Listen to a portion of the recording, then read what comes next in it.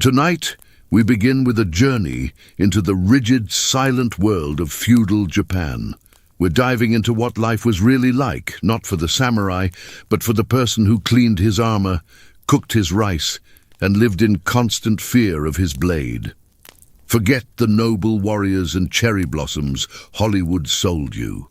The truth, as a samurai's servant, you probably wouldn't last a single morning. Imagine the chill of a dawn you haven't yet seen, the air thick with the smell of tatami mats, old wood, and faint, lingering sweat. You can almost feel the rough, straw-textured futon beneath you, hear the distant first cries of crows, and the unmistakable soft crunch of gravel under a guard's foot outside the paper-thin walls. So before you get comfortable, take a moment to like the video and subscribe, but only if you genuinely enjoy what I do here. And let me know in the comments where you're tuning in from and what time it is for you. It's always fascinating to see who's joining us from around the world. Now dim the lights, maybe turn on a fan for that soft background hum, and let's ease into tonight's journey together. Congratulations, you've just woken up in 17th century Edo, Japan. The good news, you're under a roof. The bad news, that roof belongs to a samurai, and you belong to him too. Your name isn't important. Your master calls you by a generic term for servant if he calls you at all. You are, for all intents and purposes, a living, breathing tool. And like any tool, you'd better be ready to hand the moment he needs you. You blink awake in the absolute pitch blackness that comes an hour before sunrise.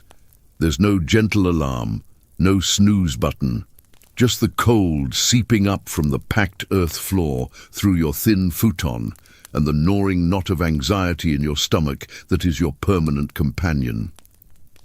Your room, if you can call it that, is a closet-sized space in the servants' quarters, a damp, drafty section of the house farthest from the master's family. You share it with at least 2 other people, their body heat the only real warmth you'll get all night. The air smells of unwashed bodies, mildew, and the faint, ever-present scent of lacquer and steel from the main house. You don't stretch. You can't. The ceiling is too low and your back is already a symphony of aches from yesterday's labor. You're 18 years old, but your joints feel like they've been through 50 years of hauling water and bowing. You slide out from under your single, thin blanket, your movements practiced and silent. Making noise is a luxury you can't afford. Waking the master's family or even a senior servant is an offense that could see you beaten, or worse, dismissed. And dismissal doesn't mean unemployment, it means starvation. It means joining the invisible, desperate masses begging outside the city walls. Your daily uniform is a simple, coarse cotton kimono, a dark indigo blue that hides the dirt and stains of your work. It's stiff, it's scratchy, and it hasn't been properly washed in weeks. You put it on, the fabric cold against your skin. There are no undergarments. There's no variety. This is what you wear every single day. You tie a narrow sash around your waist, your fingers fumbling in the dark. You can't light a lamp. Oil is expensive and light is for the samurai, not for you. You slide open the shoji screen door to your room with a silence born of terror, wincing at the faint rustle of paper and wood. The main corridor of the servants' wing is just as dark, just as cold. You pad barefoot along the wooden planks, your feet knowing the way by heart, avoiding the one board that creaks like a dying man. Your first destination is the well. This is your life now. A series of destinations, of tasks, of silent, fearful movements. The well is in the courtyard, a stone ring that seems to emanate cold. The bucket is heavy, the rope rough and ready to splinter your soft palms, though you don't have soft palms anymore. You have calluses on top of calluses. You draw the water, the pulley groaning a protest into the pre-dawn stillness. Each sound feels like a gunshot in the silence. You fill 2 large buckets, the weight of them making your shoulders scream in protest before you've even really begun. This water isn't for drinking, not for you anyway. This is for the master's morning ablutions, for his tea, for washing the floor he will walk on. You carry the buckets back inside, your body tensed against the sloshing water, trying to keep it quiet. Spilling is waste. Waste is disobedience. You set them down just outside the family's living area, your back already sweating from the strain despite the chill. Now you wait. You kneel in the Caesar position, sitting on your heels, back straight, hands folded in your lap. This is how you will spend a significant portion of your life, waiting. Perfectly still, perfectly silent. Your knees will go numb. Your back will ache with a fire that feels spiritual. You do not move. You hear the first sounds from the master's chamber. The rustle of silk, a low cough. Your heart hammers against your ribs. This is it. The day has officially begun, and with it the relentless performance of your subservience. A senior servant, an older woman who has been here since before you were born and has the permanent scowl to prove it, glides past you without a glance. She enters the master's room after a soft, respectful call. You hear the low murmur of his voice. Your entire body is rigid with attention. Minutes later, she emerges and gives you a curt, almost imperceptible nod. This is your signal. You take one of the buckets of water and a clean white linen cloth. You enter the room, back bent, eyes fixed firmly on the floor. You do not look at him. You never look directly at him unless commanded. You see his feet, clad in clean tabby socks, on the tatami mat. You see the hem of his sleeping robe. You set the bucket and cloth down and retreat backwards, bowing as you go. Your next task is the hearth. You must get the fire going for the morning meal. The kitchen is a separate, small building to prevent fires from spreading to the main house. It's smoky, sooty, and perpetually either freezing or hellishly hot. You kneel before the sunken Airori hearth, arranging charcoal and kindling with hands that are already chapped and raw. You strike flint and steel, praying for a spark. It takes several tries. Each failed attempt feels like a personal failure, a countdown to someone's displeasure. Finally, a tiny flame catches. You nurse it with your breath, blowing gently until it licks at the charcoal. The smoke stings your eyes, but you don't dare cough. You just blink away the tears and keep blowing. As the fire grows, you place a heavy iron kettle over it, filled with the second bucket of water. The master's morning tea must be ready the moment he finishes washing. You then begin preparing the rice. It's your most sacred duty. The rice. You measure out the precious white grains, inspecting them for any tiny stones or impurities. You wash it meticulously, swirling the rice in water, draining it again and again until the water runs almost clear. Any waste, any imperfect grain is a reflection on your worth. You place the pot over the heat, your entire being focused on the simple, terrifying act of cooking rice. It can't be too hard, it can't be too soft, it must be perfect. Because his day, his mood, his very perception of the world can hinge on the texture of his morning rice. And if his mood is bad, you will be the first to know and the last to forget. The weight of this simple pot feels heavier than the 2 buckets of water you carried from the well. This isn't just breakfast. This is your audition for survival, repeated every single day of your life, and you haven't even heard him speak yet. Continuing on, from that tense moment of waiting, the silence in the main house finally breaks. Not with a word, but with a sound. The soft, decisive clap of the master's hands. It's a sound that sends a jolt through your entire body, a signal you've been conditioned to respond to like a dog to a whistle. The performance of subservience isn't over. It's just moving to its next, more intricate act. The senior servant appears in the kitchen doorway, her face an unreadable mask. She doesn't need to speak. A slight tilt of her head towards the main living area is your command. You abandon the rice, which is now steaming gently, and move, back still bent in a permanent-looking curve. Your knees protest from the long kneel, sending sharp needles of pain up your thighs, but you ignore them. Pain is background noise here, like the sputtering of the fire or the distant city sounds. You enter the master's chamber, this time to prepare it for his day. The air is different in here, cleaner, with the faint, expensive scent of sandalwood. He has already left for his washing ritual, and now the space is yours to perfect. Your first duty, his bedding. The futon is made of silk, a fabric so smooth and alien under your work-roughened fingers, it feels like handling water. You must fold it with precise, regimented folds, the corners sharp enough to cut yourself on. Every motion is prescribed. There is no room for creativity, no your way of doing things. There is only the way. The futon is then stored in a hidden closet, along with his personal pillow, ensuring the room appears perfectly, sparsely elegant at all times. A single stray thread, a wrinkle in the mat beneath. These are not oversights. In this world, they are insults. You run your hands over the tatami, checking for any imperfection, any dust mote that dared to settle overnight. The floor must be flawless. He will walk here barefoot. Next, the hibachi, the charcoal brazier that provides heat.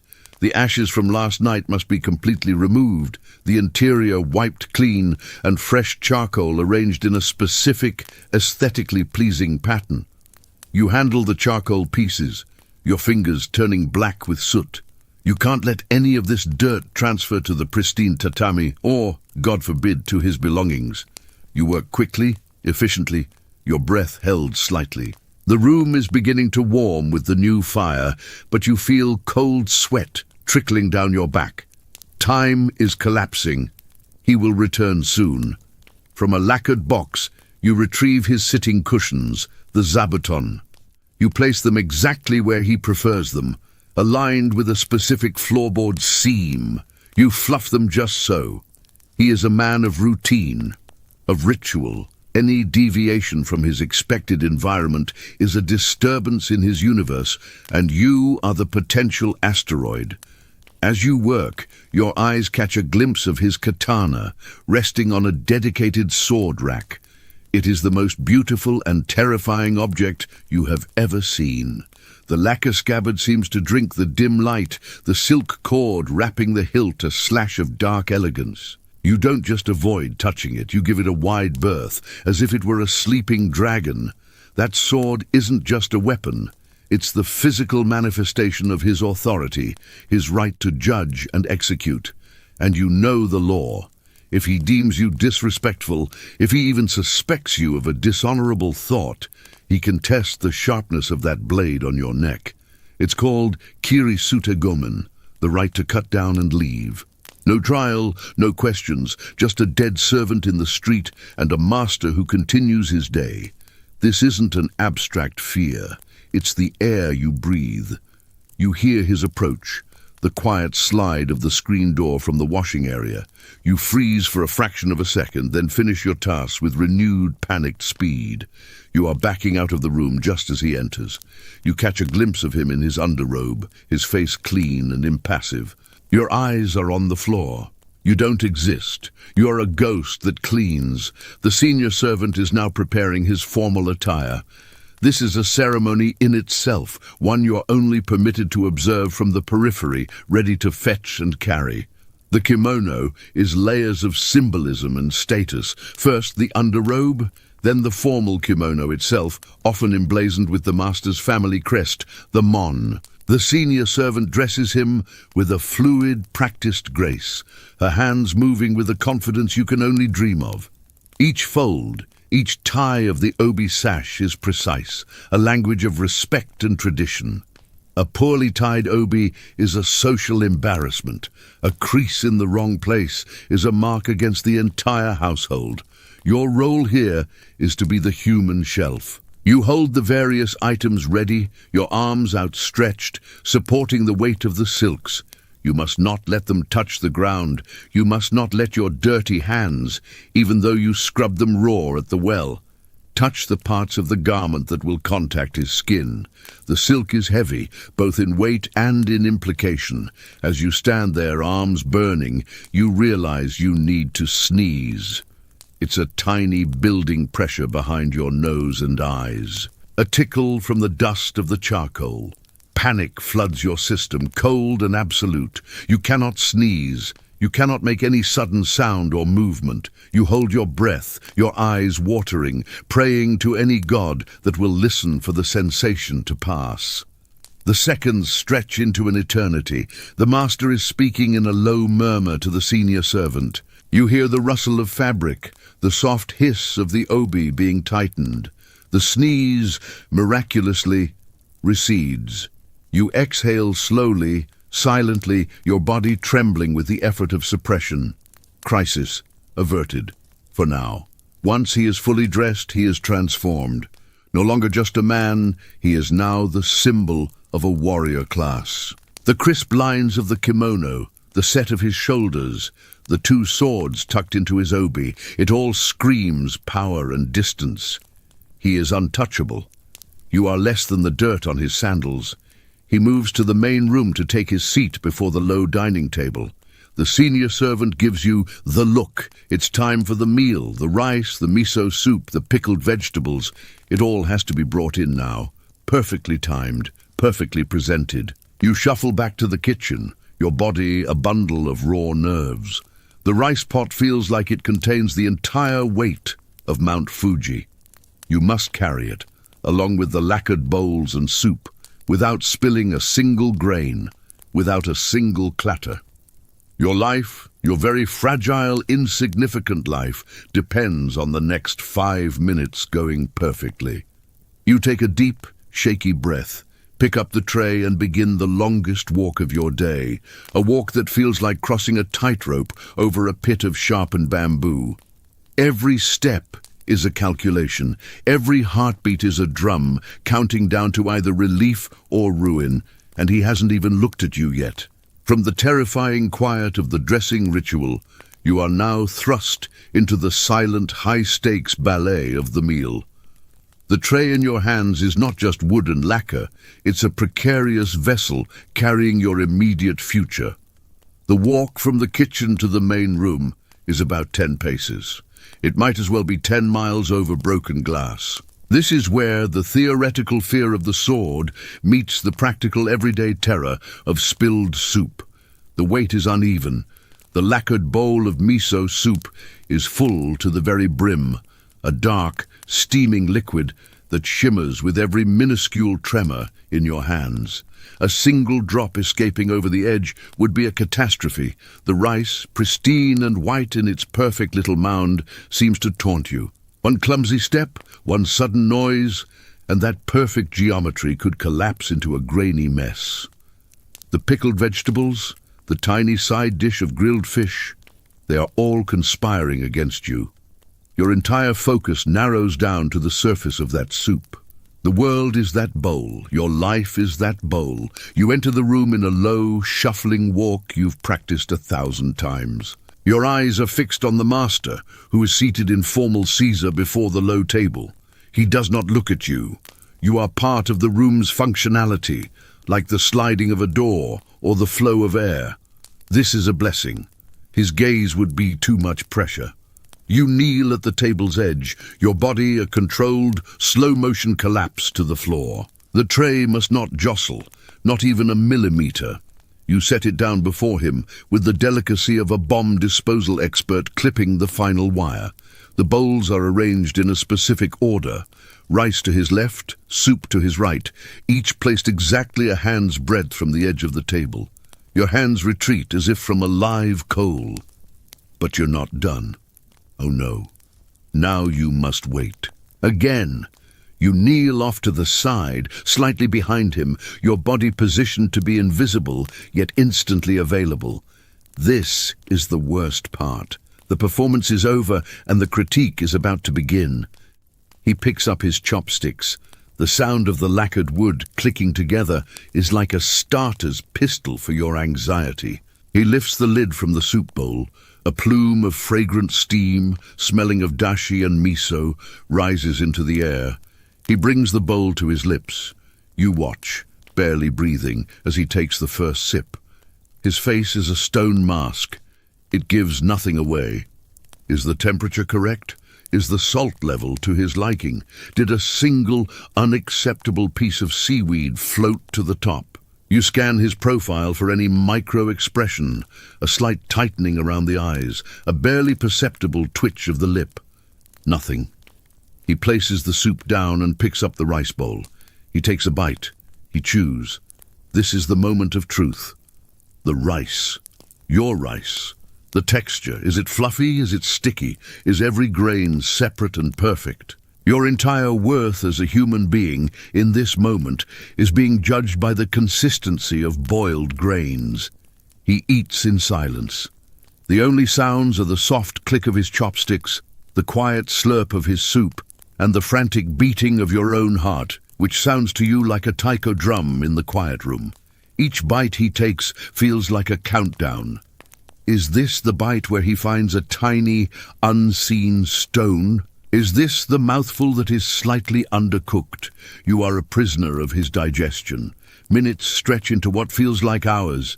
He finishes the rice, every grain. He finishes the soup, every drop. He eats the fish and the vegetables, a clean plate. This is the first faint glimmer of hope. It's not praise. Praise is for dogs and children. It's the absence of complaint. It is, in this world, a roaring success. But the ordeal isn't over. The senior servant enters with the tea. This is another delicate handoff. You must now remove the empty dishes with the same silent precision you used to bring them in, one at a time. Bowls must not clatter. Chopsticks must be gathered without a sound. You are clearing the evidence of the meal, erasing your own presence from the space. As you reach for the rice bowl, your sleeve brushes against the edge of the soup bowl. It's the lightest, most fleeting contact, but it makes a sound. A tiny, almost imperceptible shk of cotton on lacquer. The master doesn't turn, he doesn't flinch, but you freeze, your blood running cold. The senior servant, however, sees it. Her eyes lock with yours for a fraction of a second, and the message is clear. That was sloppy, that was noticed. It's a black mark, a tiny invisible demerit that will be tallied against you. There is no yelling, no immediate punishment, just the cold, hard knowledge that you have been weighed and found wanting, even in a moment of supposed success. The shame is a hot flush that crawls up your neck and burns your ears. You retreat from the room with the empty trays, your shoulders slumped in a way that would earn you another demerit if seen. Back in the kitchen, the reality sets in. The master's dishes must be washed immediately, separately from everyone else's. The water is scalding. You use a special soft cloth to clean the exquisite lacquerware, your hands red and stinging. Every bowl, every chopstick is inspected for any residual food or stain. They must be returned to their storage box, looking as if they had never been used. And now, finally, it's time for your breakfast. What do you get? The scraps. The bits of fish that were too bony. The bottom of the pot rice, which is often scorched and stuck together. A thinner, less flavorful version of the miso soup. You eat it quickly, standing up in the kitchen, not tasting it. It's just fuel. It's what keeps you on your feet for the next 14 hours of labor. As you swallow the last gritty mouthful of burnt rice, you realize the master's satisfaction with his meal doesn't mean you get to eat well. It just means you get to eat at all. And you have the rest of the day to get through without making another tiny, sleeve-brushing mistake that someone in power might notice and store away, like a knife being slowly, patiently sharpened. As the last taste of scorched rice fades from your mouth, the brief moment of reprieve is over. The senior servant appears, her expression grim. She doesn't need to speak. Her gaze flicks towards the private alcove where the master's armor is stored, and your stomach plummets. The meal service was nerve-wracking, but that was ceramics and food. This is steel and honor. A single speck of rust is a stain on the master's soul, and you are the one who must ensure it never appears. The armor isn't kept in one piece. That would be too simple. It's stored in a series of specialized boxes and stands, a disassembled puzzle of a man. Your first task is transport. You must carry each component from the storage alcove to the veranda, where the best light is, not just carry, cradle. The dew, the cuirass that forms the main body of the armor, is surprisingly heavy, a labyrinth of lacquered iron and leather lacing. It smells of old metal, cured leather, and something else, something faintly organic and smoky. As you lift it, you're acutely aware that you're handling something that cost more than your family would see in 10 lifetimes. A stumble, a knock against a doorframe, and you could chip the lacquer. A chip isn't just a repair, it's a flaw. It's a story of your incompetence etched permanently into his protection. On the veranda, you lay out a clean, white cloth. This is your workspace. The armor is laid upon it with ritual care. Now, the real work begins. This isn't a cleaning, it's an exorcism. Every single component must be inspected, every lacing checked for wear. You start with the seinita, the small, overlapping iron plates that form the skirt. There are dozens of them, each one laced together with miles of intricate colored silk cord. The lacing is a specific pattern, a specific color denoting his clan and status. You run your fingers along each cord, feeling for any slight fraying, any weakness. A broken lace isn't just a broken lace. On the battlefield, it's a gap. A gap is death. And if that death comes because you missed a frayed thread, your own death will be slow and poetic in its cruelty. Next, the main cuirass. You take a soft, dry cloth and begin wiping every square inch of the lacquered surface. You are polishing a second skin. You peer at the lacing on the front, the key date, searching for any accumulated dust or grit. This requires a touch so light it's barely there. Too much pressure, and you could distort the lacing pattern. Too little, and you leave behind the invisible grime that will, over time, degrade the silk. Your neck aches from hunching over, your eyes straining in the daylight. The sun, which feels so good on your skin, is now the enemy, highlighting every single dust mote you failed to capture. Then comes the helmet, the kabuto. This is the crown jewel, the most personal piece. It rests on a dedicated stand, staring at you with its empty eye sockets. The mabizashi, the brim, is intricately decorated. The shikoro, the neck guard, is a cascade of layered plates. You must clean each plate individually, checking the lacing and the hinges. But the worst part is the inside. You have to lean in, your face nearly touching the leather liner, to check for any moisture, any sign of mold. The smell is intense, an intimate mixture of old sweat, the master's hair oil, and the faint metallic tang of fear. This is where his head rests. This is where his thoughts are. Being this close to the ghost of his presence feels like a profound violation, and you work quickly, guiltily, as if he can sense your intrusion. But the true centerpiece of this daily terror, the object that makes your hands tremble, is the sword. Not the katana, which is his soul and which he often keeps closer, but the wakizashi, the shorter companion sword. Today, under the senior servant's hawk-like gaze, you are permitted to clean the saya, the scabbard. Just the scabbard. The blade itself is a mystery, a sleeping god you are not worthy to awaken. The scabbard is made of magnolia wood, coated in lacquer. You take a piece of soft, untreated paper and gently, so gently, wipe it down. Any oil from your skin would damage the finish. You follow the grain of the wood, your movements slow and deliberate. The senior servant watches your every micro-movement. A flick of the wrist that's too harsh, a breath that's too loud. She says nothing, which is worse than criticism. Her silence is an accusation waiting to happen. Halfway through, you notice something. On the underside of the helmet's neck guard, in the crevice between two plates, you see a tiny, almost invisible spiderweb of a crack in the lacquer. It's no bigger than a grain of rice. Panic, cold and sharp, lances through you. Did you do this? Was it there yesterday? You can't remember. Do you point it out and risk being blamed for it? Or do you stay silent and hope no one else notices, only for it to be discovered later, with no one to blame but you? This is the arithmetic of servitude, weighing one disaster against another. You decide on silence, a gamble. You continue polishing, your heart hammering, the tiny crack now a blazing beacon of your potential doom. Finally, after what feels like an eternity, the armor is reassembled on its stand, a silent, fearsome warrior waiting for its occupant. It looks perfect. The lacquer gleams, the silk lacing is vibrant, the scabbard is pristine.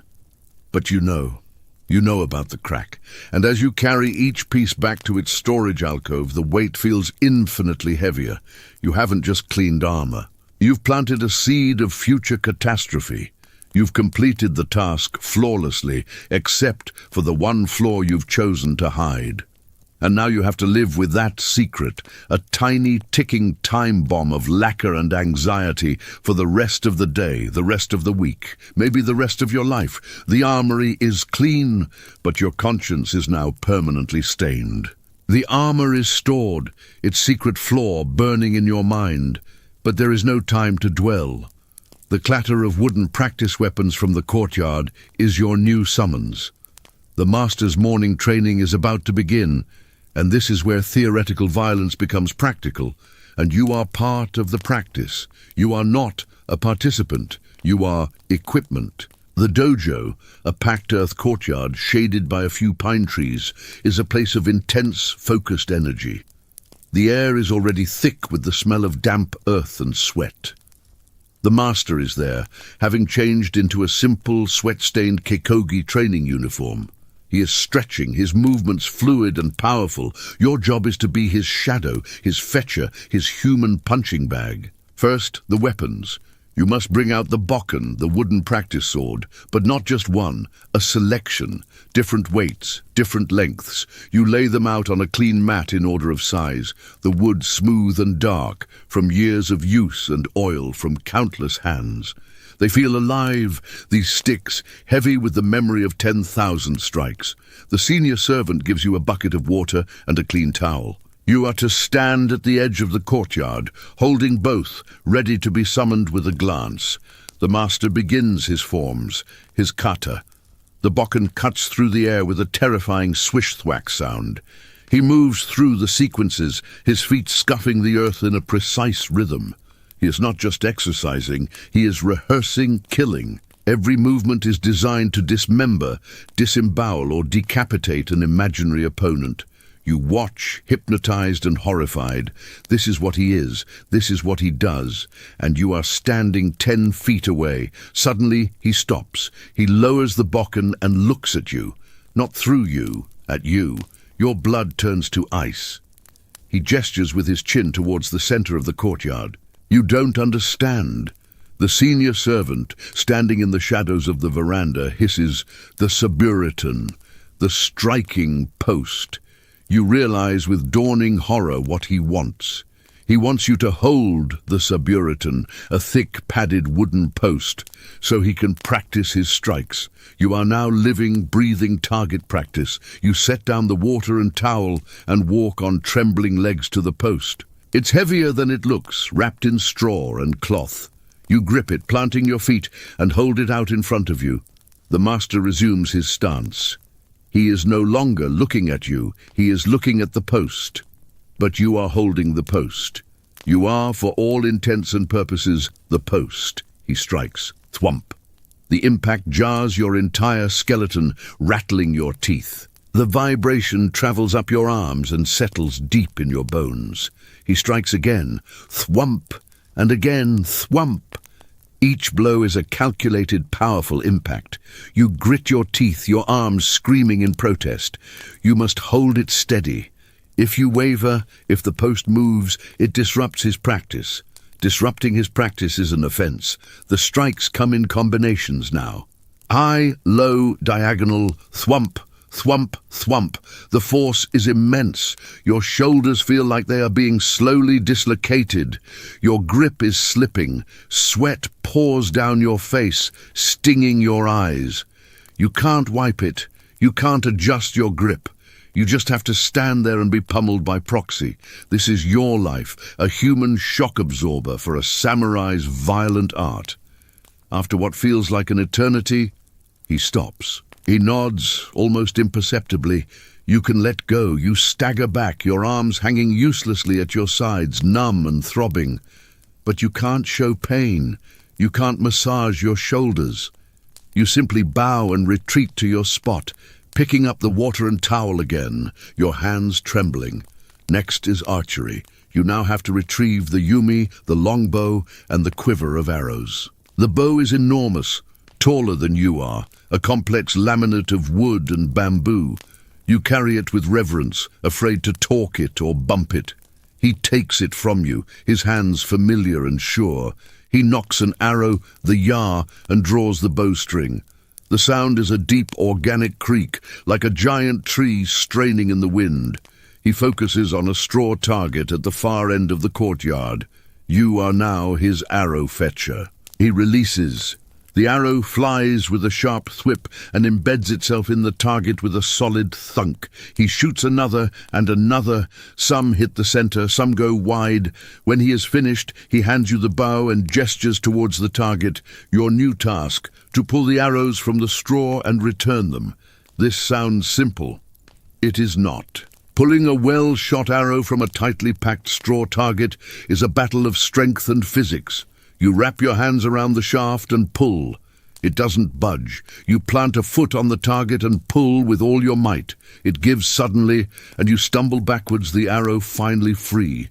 You do this again and again, your back and arms, already battered from the suburitan, now burning with a fresh fire. A poorly pulled arrow can break, and a broken arrow is a wasted resource. A wasted resource is, you guessed it, your fault. You return with the quiver of arrows, some of them slightly bent from the impact and your extraction. He will inspect them later. Another potential demerit. The training session concludes with spear practice, the yari. This involves you running back and forth, fetching different spearheads, holding a practice dummy, and again being a living, breathing stand. By the end of it, you are covered in dirt and sweat. Every muscle in your body is screaming a chorus of agony, and you have a new, deep bruise forming on your thigh from where a misaimed thrust of the practice spear connected. It wasn't meant for you. You were just in the way. You are always just in the way. As the master leaves the courtyard, cooling down, you are left with the cleanup. The bokken must be wiped down and returned to their rack. The arrows must be inspected and sorted. The suburitan must be moved back to its corner. Each task is a fresh agony. You are not a person. You are a tool that feels pain, a piece of equipment that has to clean up after itself. And you know with a certainty that sits like a stone in your gut that this was just the morning session. After the midday meal, if he is in the mood, he might do it all over again. The training grounds aren't a place of learning for you. They are a grinding wheel, and you are being slowly worn away to nothing. As the last practice weapon is put away, and the ache in your muscles begins to settle into a permanent state of being, you realize the training ground's brutality was simple. It was you versus wood and force. Now, you re-enter the main house, and the real, complicated war begins. This is the battlefield of social standing, a silent, vicious game where everyone has a rank, and you are at the very bottom of a very steep, very slippery pyramid. The samurai household is a microcosm of the entire feudal world, a perfect, oppressive ecosystem of status. At the top, of course, is the master. Beneath him, his family. Then the senior servants who have managed to survive for decades, and then at the very base, swimming in the muck, is you, the newest, the youngest, the most disposable. Your place is not just understood, it is enforced with 1,000 tiny, cutting reminders every hour. The senior servant who oversees you, the one with the permanent scowl, she is your immediate god. Her word is law, She decides your tasks, your meals, your few moments of rest. She never hits you. She doesn't need to. A sharply inhaled breath when you present a less than perfectly folded kimono is a lashing. A disappointed sigh when you are a second too slow to respond is a knife to the gut.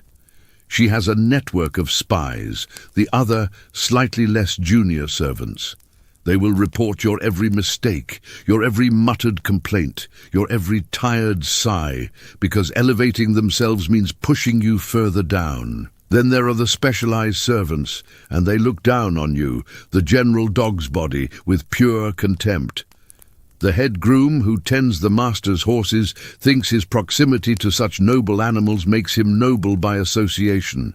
He speaks to you in grunts, if he speaks at all. The head cook, a large, sweaty man who rules his smoky kingdom, treats you like a necessary pest, the thing that brings in firewood and takes out slops.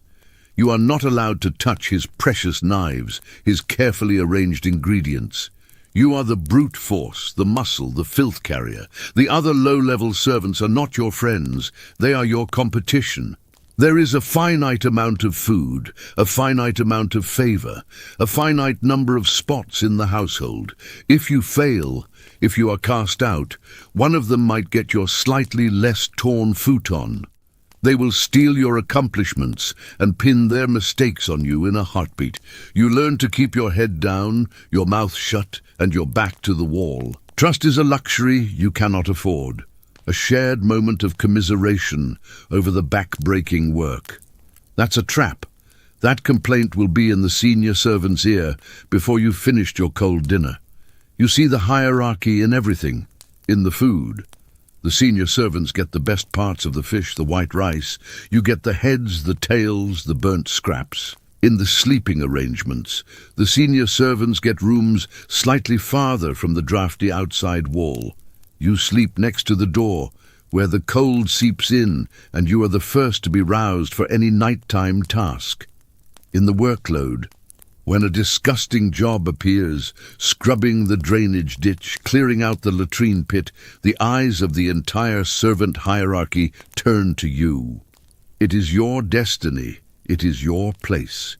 The most dangerous part of this social maze is navigating the conflicting orders. The head groom demands you fetch water for the horses immediately, but the senior servant ordered you to sweep the veranda, and the cook is screaming for more firewood. You are trapped.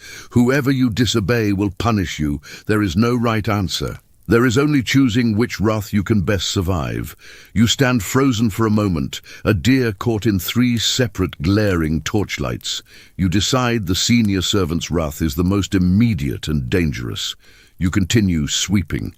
The head groom finds you 5 minutes later. His face is purple with rage. He doesn't strike you. That would leave a mark the master might see. He instead assigns you the task of mucking out all the stables, alone, after your normal duties are done. A punishment that steals your sleep. A punishment that ensures you will be exhausted and slow tomorrow, earning you more demerits. The system is designed to keep you tired, desperate, and compliant. You learn the language of this place. It is not spoken with words. It is a language of bowed heads, of how deeply you bend at the waist, of how long you hold a bow. A slight, quick nod to someone of equal standing. A deep, prolonged bend for the senior servant. A full, forehead-to-the-floor prostration if the master himself passes by. Get the angle wrong, hold it for a second too short, and you have communicated disrespect. You are always reading, always calculating, a social cartographer mapping a minefield. Gossip is the currency. You have none to spend, but you must listen, always listen. You hear whispers about a feud between the senior servant and the cook. You hear that the master's wife dislikes the head groom. This information is not interesting, it is tactical. Knowing these tensions helps you predict where the next blow might come from. You are a spy in your own life, gathering intelligence just to avoid being collateral damage. By the end of the day, your body is tired, but your mind is utterly exhausted. The constant vigilance, the social calculus, the fear of offending the wrong person in a hierarchy you only partially understand. It grinds you down finer than any physical labor. You crawl into your futon, your mind replaying every interaction, every glance, every potential misstep. Did the senior servant see you hesitate when the groom called? Did the cook notice you took a slightly larger piece of radish? The hierarchy isn't just above you. It's inside you, a cage you carry in your head, and the lock is on the outside. And as you drift into a fitful sleep, you know that tomorrow you will have to navigate it all over again, with less sleep and more fear. The household doesn't just demand your labor, it consumes your entire being, one silent, hierarchical bite at a time. The intricate social game of the household hierarchy leaves your mind frayed, but it offers no rest for your body. While the senior servants manage and the specialists craft, you are the engine of mundanity, the ghost of grunt work. Your true purpose is the invisible labor, the 1,000 tedious, back-breaking tasks that must be done perfectly so that everyone else's world can appear effortless and clean. If you do your job perfectly, no one will ever know you were there. Your first assigned duty is the wood, the hearths, the braziers, the bath. They are all insatiable mouths. You are their feeder. The woodpile is at the far end of the property, a mountain of logs that need to be split and carried. The axe is heavy, its handle slick with old sweat. You swing it, over and over, the thwack of the blade biting into the log, a dull, rhythmic counterpoint to the pounding in your head. Splinters fly, embedding themselves in your arms. Your palms, already calloused, develop fresh, angry blisters that break and weep. You don't stop. You stack the split wood into a heavy, rough-woven basket that you carry on your back, supported by a strap across your forehead. The weight forces you into a permanent stoop as you trek back and forth from the woodpile to the storage shed next to the kitchen. You are a beast of burden, leaving a trail of wood dust and sweat. Next, the water again. The master's afternoon tea, the bath preparation, the cleaning, it all requires more water. You make the journey to the well, your shoulders screaming from the morning's training and the wood splitting. The bucket seems heavier now, the rope thicker, the pulleys groan more mocking. You haul bucket after bucket after bucket until the large storage barrels in the kitchen and washing area are full. The water sloshes onto your bare feet, icy cold. The ground around the well and your common roots become a constant muddy slurry. Then the floors, all of them. While the master's rooms get a meticulous, silent dusting, the common areas, the verandas, the stone paths, they get the full force of your attention. You sweep with a rough straw broom, the swish, swish, swish, a mind-numbing mantra. Dust clouds rise, making you cough, coating your lungs and the inside of your nose in a fine grey film. After sweeping, you get on your hands and knees with a wet rag and a bucket of dirty water, wiping down the wooden planks of the veranda. The water is freezing, your knees grind against the hard wood, and the rag quickly turns from white to a grimy brown. This is the dirt of the household, the tracked-in mud, the fallen leaves, the invisible filth of daily life, and you are the one who must absorb it into your own skin. The worst of the invisible tasks, the one that marks you, is the latrine duty. There is a designated area at the very back of the property, a small, dark shed over a deep pit. The contents are collected nightly by the kumitori, the honey wagon men, who are so low on the social scale they don't even live within the city walls. But during the day, it is your job to ensure the area is maintained. This means scrubbing the wooden seats, sprinkling fresh ash to control the smell and ensuring the supply of chugi, the ancient version of toilet paper, which are actually long, thin strips of wood you have to whittle yourself from a block of cedar. The smell is a physical presence, a thick, foul miasma that clings to your hair, your clothes, your very pores. No matter how much you wash afterwards, you carry the ghost of it with you. The other servants give you a wider berth on latrine days. You are not just lowly, you are tainted. You are also the household's messenger, When a scroll needs to be delivered to a neighboring samurai residence, you are the one who runs, not walked, ran. Through the crowded, muddy streets of Edo, you dart and weave, the precious scroll tucked inside your kimono. You must be fast, but not disrespectful. You must keep your head down, but not so low you bump into a higher status person. A single misstep, a splash of mud on a merchant's fine robe, and you could be beaten in the street, and then beaten again when you return home for causing a scene.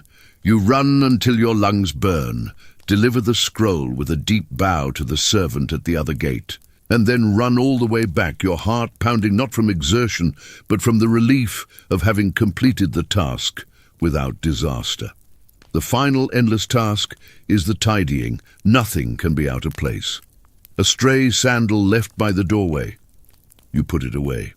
A discarded leaf from the garden on the veranda, you pick it up. A smudge on a paper screen, you carefully wipe it clean. You are in constant slow motion, a human magnet for disorder.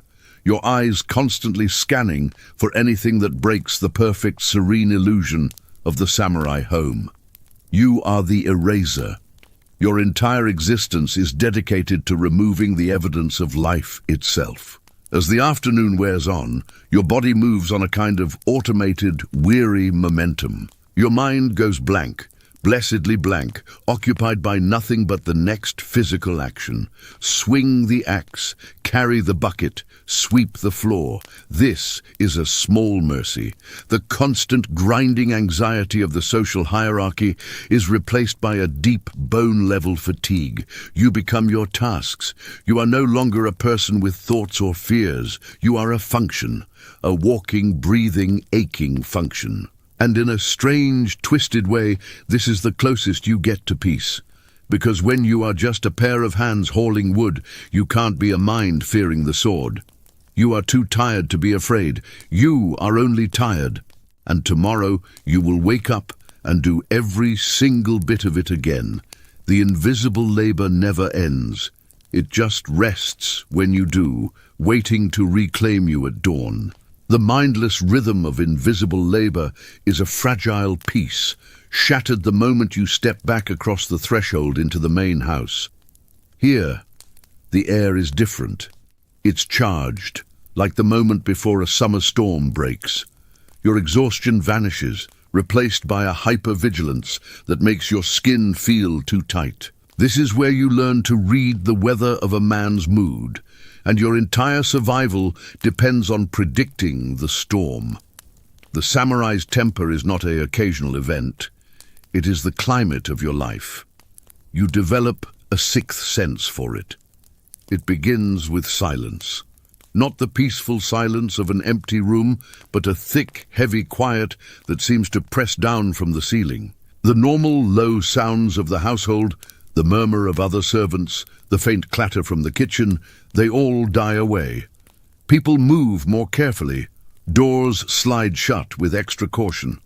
The senior servant's face becomes even more of an unreadable stone mask, which is itself a reading. When she's nervous, everyone should be terrified. You first notice the signs in the afternoon. He has returned from whatever business occupied him outside the home. A meeting with his lord, perhaps, or a frustrating discussion with other samurai. He sits in his main room, not reading, not meditating, just staring at the garden. His posture is rigid, but his left hand rests on the handle of his wakizashi, his thumb stroking the menuki, the decorative grip, back and forth, back and forth. It's a small, almost lazy motion, but to you it's as alarming as a rattlesnake's tail.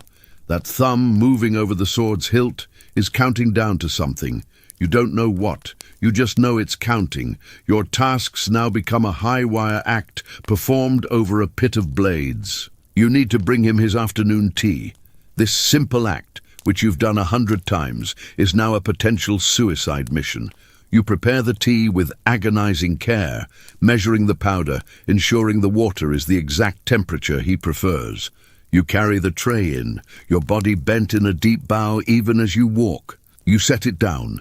You don't just place it, you lower it as if it were made of glass and eggshells. The slightest click of lacquer on wood is a potential trigger.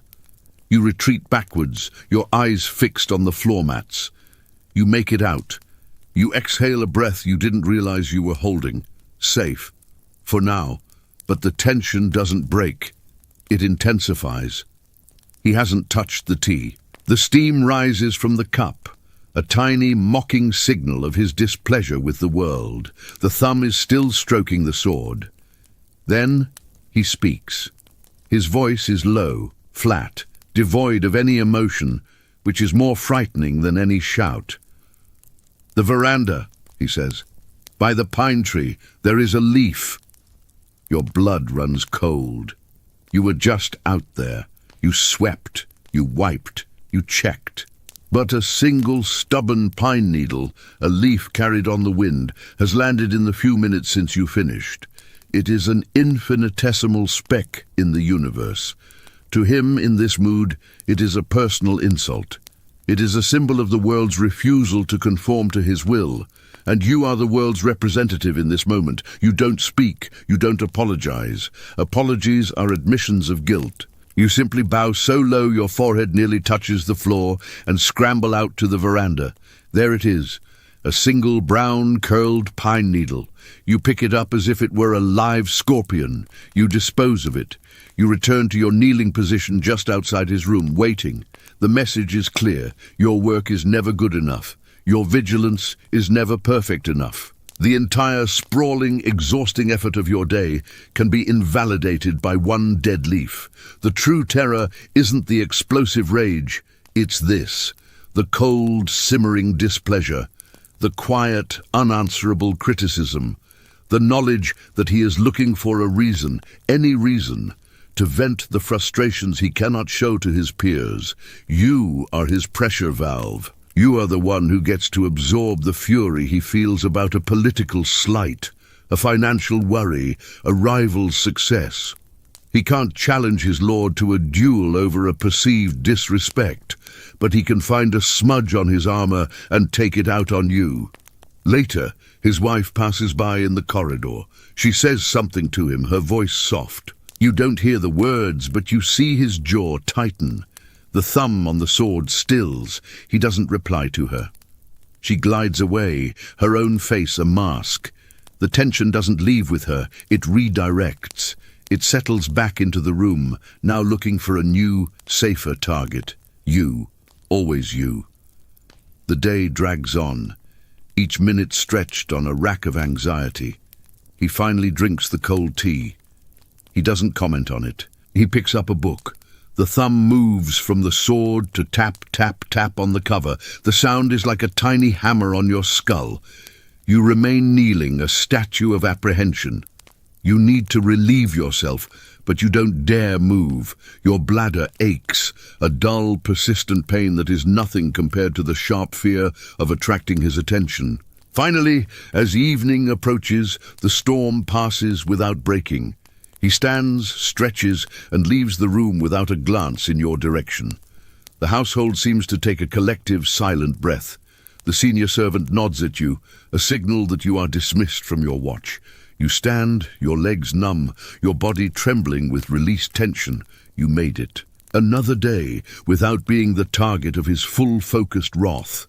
But the cost is immense. You are emotionally gutted. The constant low-grade fear has drained you more thoroughly than any physical labor. You crawl towards your bed, not with the satisfying fatigue of hard work, but with the hollowed-out exhaustion of a soldier who has spent all day waiting for a battle that never came, but might begin at any second. The samurai's temper is a sword that never leaves its scabbard but is always poised to cut. And you live your entire life on the edge of its blade. The constant simmering threat of the master's temper is one thing.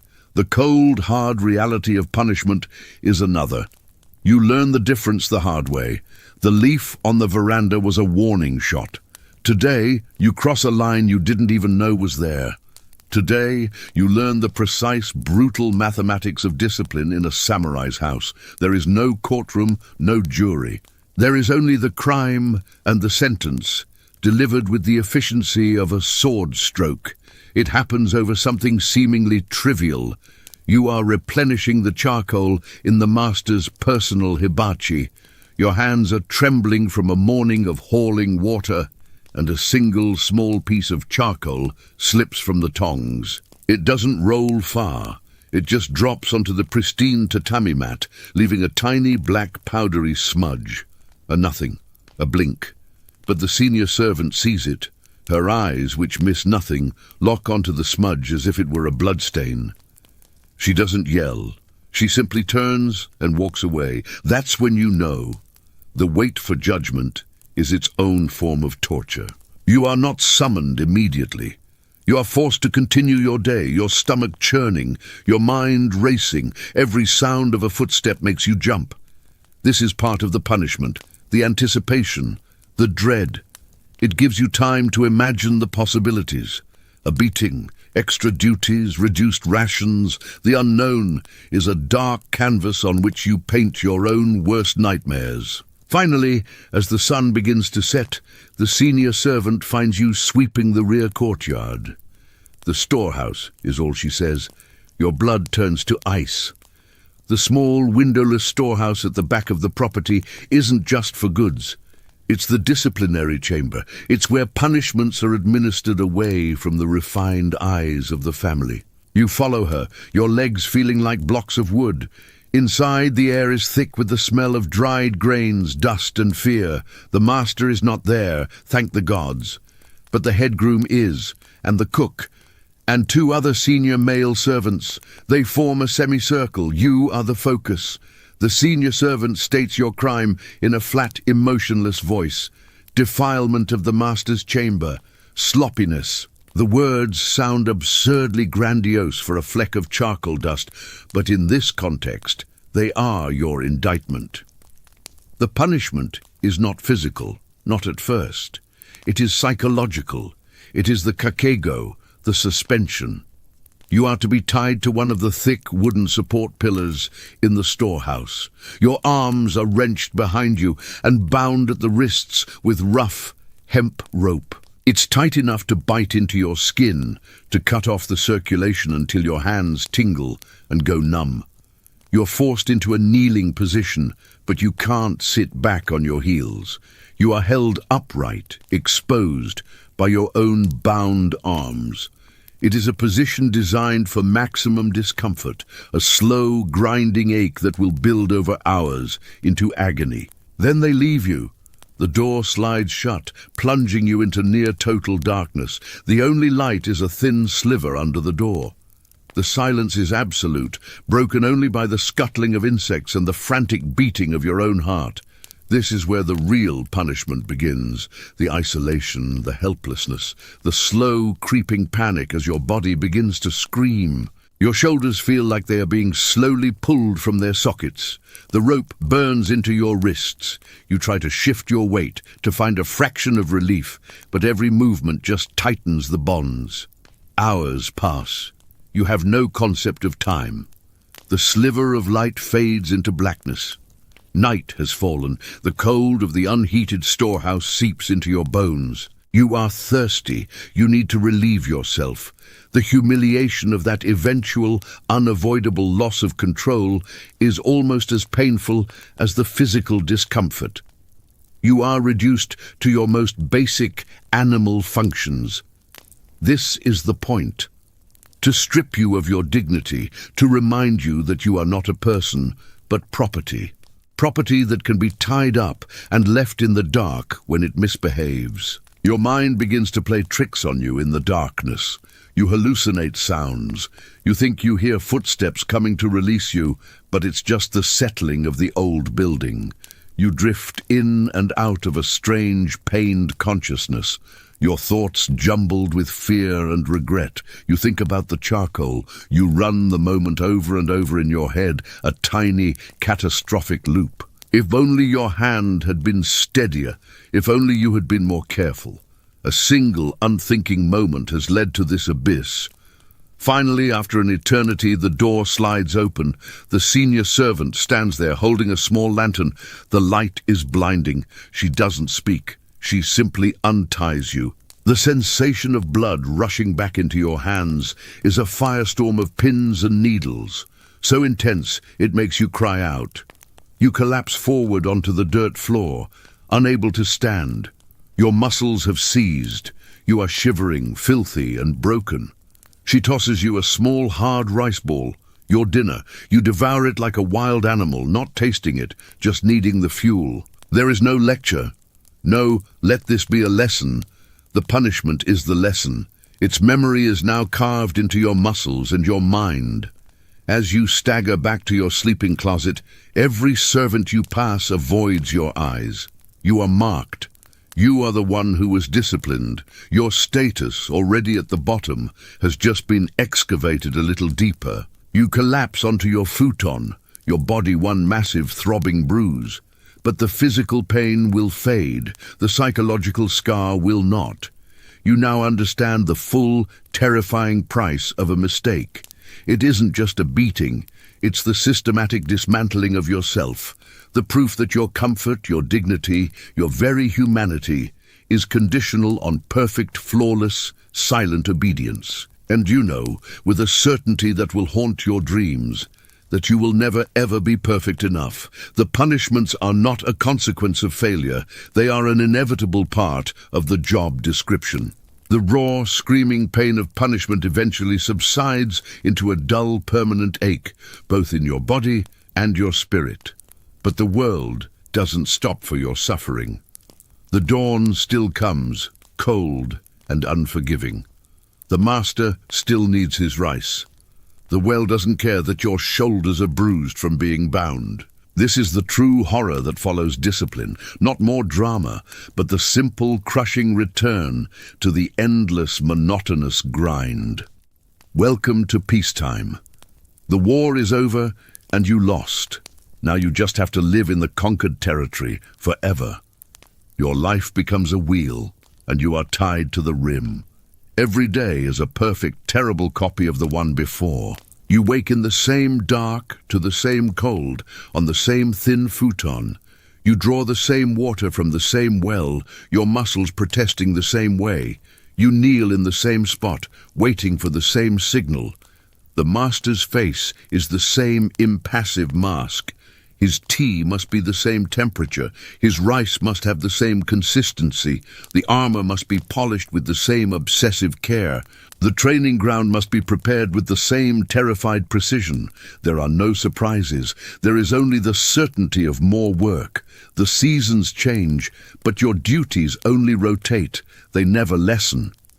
In the spring, it's the endless sweeping of cherry blossom petals from the veranda, a beautiful nuisance that you come to hate. In the summer, it's the sweltering heat in the kitchen, the buzzing flies you must constantly swat away from the food, the extra trips to the well as everyone drinks more water.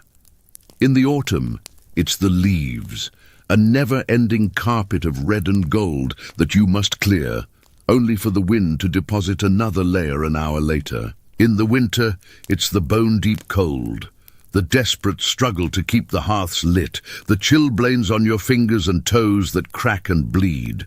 The scenery changes, but your role as the universe's janitor does not. You become a ghost in the machine of the household.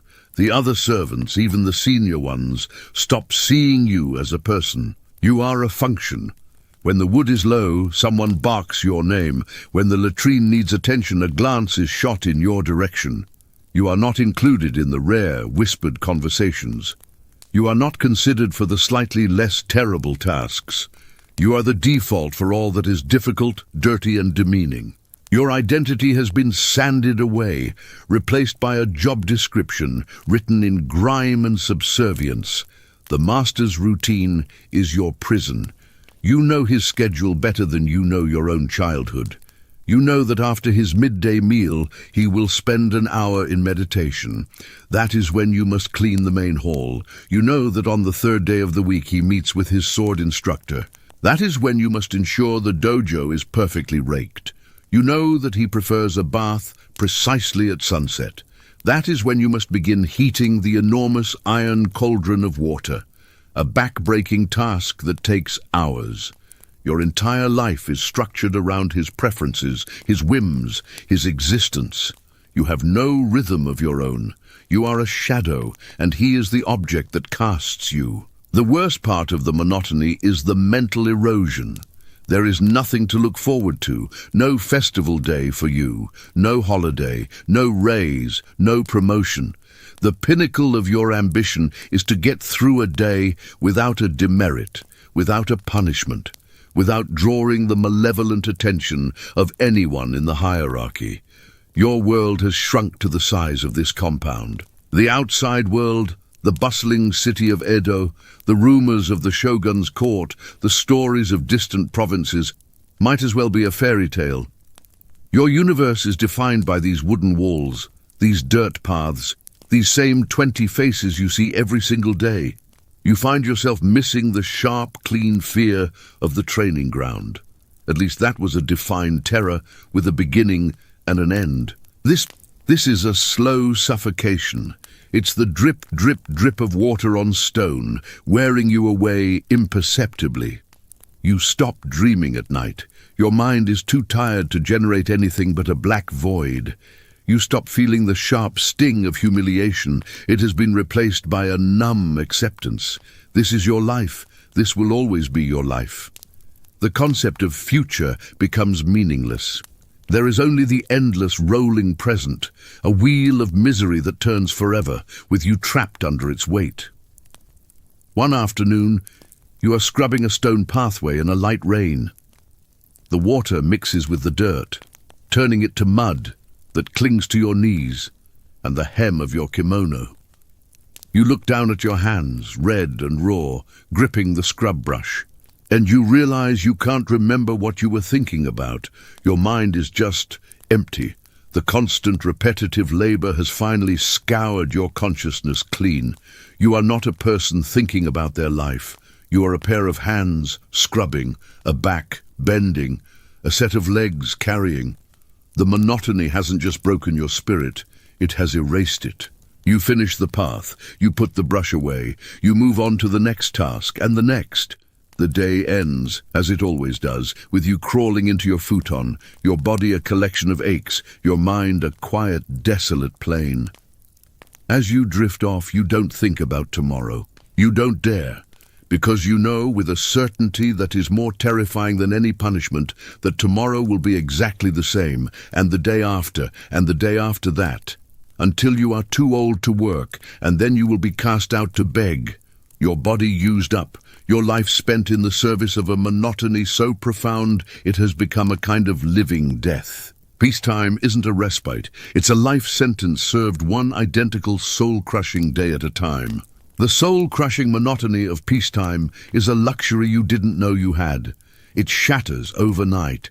A messenger arrives, his horse lathered in sweat, his face grim. The sealed scroll he delivers to your master changes everything. The air in the household, once thick with bored tension, now crackles with a different, sharper energy. The quiet rhythm of sweeping and serving is over. The household is now a machine of war, and you are a cog being ground into a weapon. Peacetime was a prison of routine. War is a death sentence with extra chores. The change is immediate and terrifying. The master's calm detachment vanishes, replaced by a brisk, cold efficiency. His voice, usually a low murmur, becomes a series of sharp, clipped commands. The senior servants move with a new urgency, their faces set in grim masks. The first sign of the new reality hits you when you are ordered to the armory not to clean, but to pack. The armor you once polished with such terrified care is now being prepared for actual use. But it's not just one set. Out come chests from deep storage, older sets, spare parts, equipment for the lesser samurai who will accompany your master. Your job is no longer about perfection, it's about volume and speed. You are hauling heavy iron plates, boxes of silk lacing, bundles of arrows. The delicate white cloth you used for polishing is gone. Now your hands are blackened with grease and old metal dust. The senior armorer barks orders at you, his patience gone. A misplaced box earns you a sharp crack across the shoulders with a length of bamboo, not the silent scorn of a demerit. There is no time for subtle punishments. Mistakes now have consequences measured in blood, and everyone is on edge. Next, the provisions. The kitchen, your former kingdom of slops and scraps, is now a frantic supply depot. Sacks of rice, barrels of dried fish, and great quantities of salt are hauled in. Your job is to pack them for travel. You are given a heavy wooden campaign chest, a jibukuro, and shown how to layer the rice to keep it dry, how to wrap the fish to prevent spoilage. The weight of these chests is unbelievable. Each one feels like it contains a small boulder. You heave them onto carts that are assembling in the courtyard, your back screaming in protest. This isn't the measured weight of a water bucket. This is brutal, back-breaking labor performed at a run. The atmosphere is a strange cocktail of fear and excitement. The samurai talk in huddled groups, their voices a low, eager hum. For them, this is glory, honor, a chance to prove their worth. For you, it's a terrifying descent into the unknown. You hear whispers of the enemy, of battles, of marches through hostile territory. You are not a warrior. You are a servant. Your only weapon is a serving spoon, and your only armor is the hope of invisibility.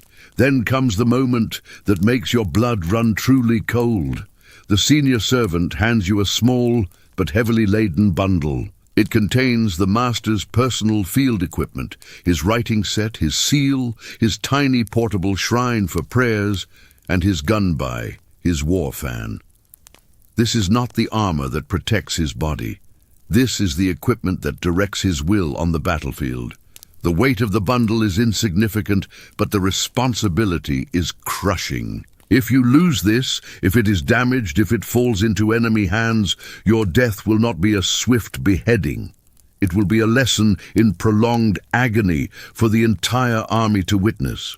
You are given your own kit. It consists of a single, extra, coarse weave kimono, a small bag of uncooked rice, and a flint for starting fires. That's it. That is what you are expected to survive on. There is no armor for you, no weapon. You look at the foot soldiers, the ashigaru, who are being issued spears and simple helmets. You look at them with a kind of pathetic envy. They, at least, are given something to fight back with. You are given a bag of rice and the honor of carrying your master's tea-making equipment. The household is a whirlwind of organized chaos for 2 days. Then, as dawn breaks on the 3rd day, the order comes. The column is moving out. You stand in the courtyard, your jibukuro heavy on your back, the master's personal bundle clutched in your arms. You watch as he mounts his horse, resplendent in his full battle regalia. He looks like a god of war. You feel like a mouse about to be trampled underfoot. The great wooden gate of the compound swings open. You take your assigned place in the column far at the back, amidst the other servants and the baggage train. You take one last look at the familiar, hated walls of your prison, and you feel a shocking, desperate pang of loss. Because you realize, as you march out into the unknown, that the monotonous, soul-deadening peace was a kind of safety. The rules were cruel, but they were known. The hierarchy was oppressive, but it was stable. You knew what to fear. Now you are marching towards a world where the only rule is violence, the only hierarchy is strength, and the things to fear are too numerous to count. The familiar ache of your shoulders from the weight of your pack is a comforting pain. It's the last familiar thing you have. The road ahead is dust and danger, and your life is now worth less than the rice you carry on your back. The household was a cage, but it was a cage with walls. Out here, there are no walls.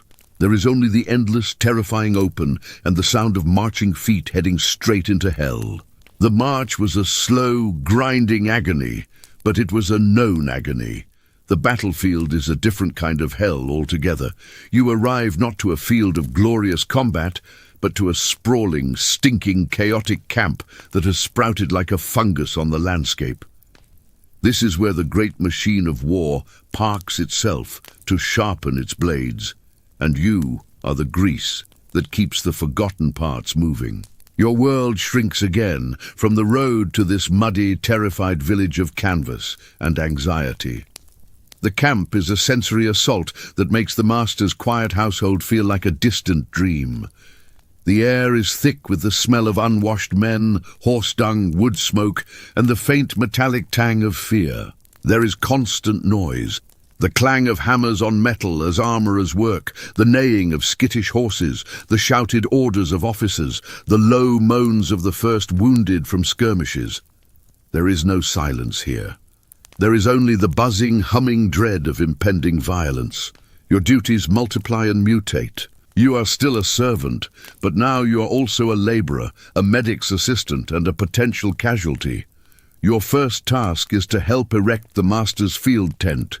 It is heavy, oiled canvas, and you struggle with the poles and ropes in the churned-up mud. Inside, you must recreate a semblance of his home. You lay out the tatami mats you carried, set up his field desk, arrange his personal effects with the same precision as in his Edo mansion. The absurdity is not lost on you. You are building a tiny island of civilized order in the middle of a sea of primal chaos.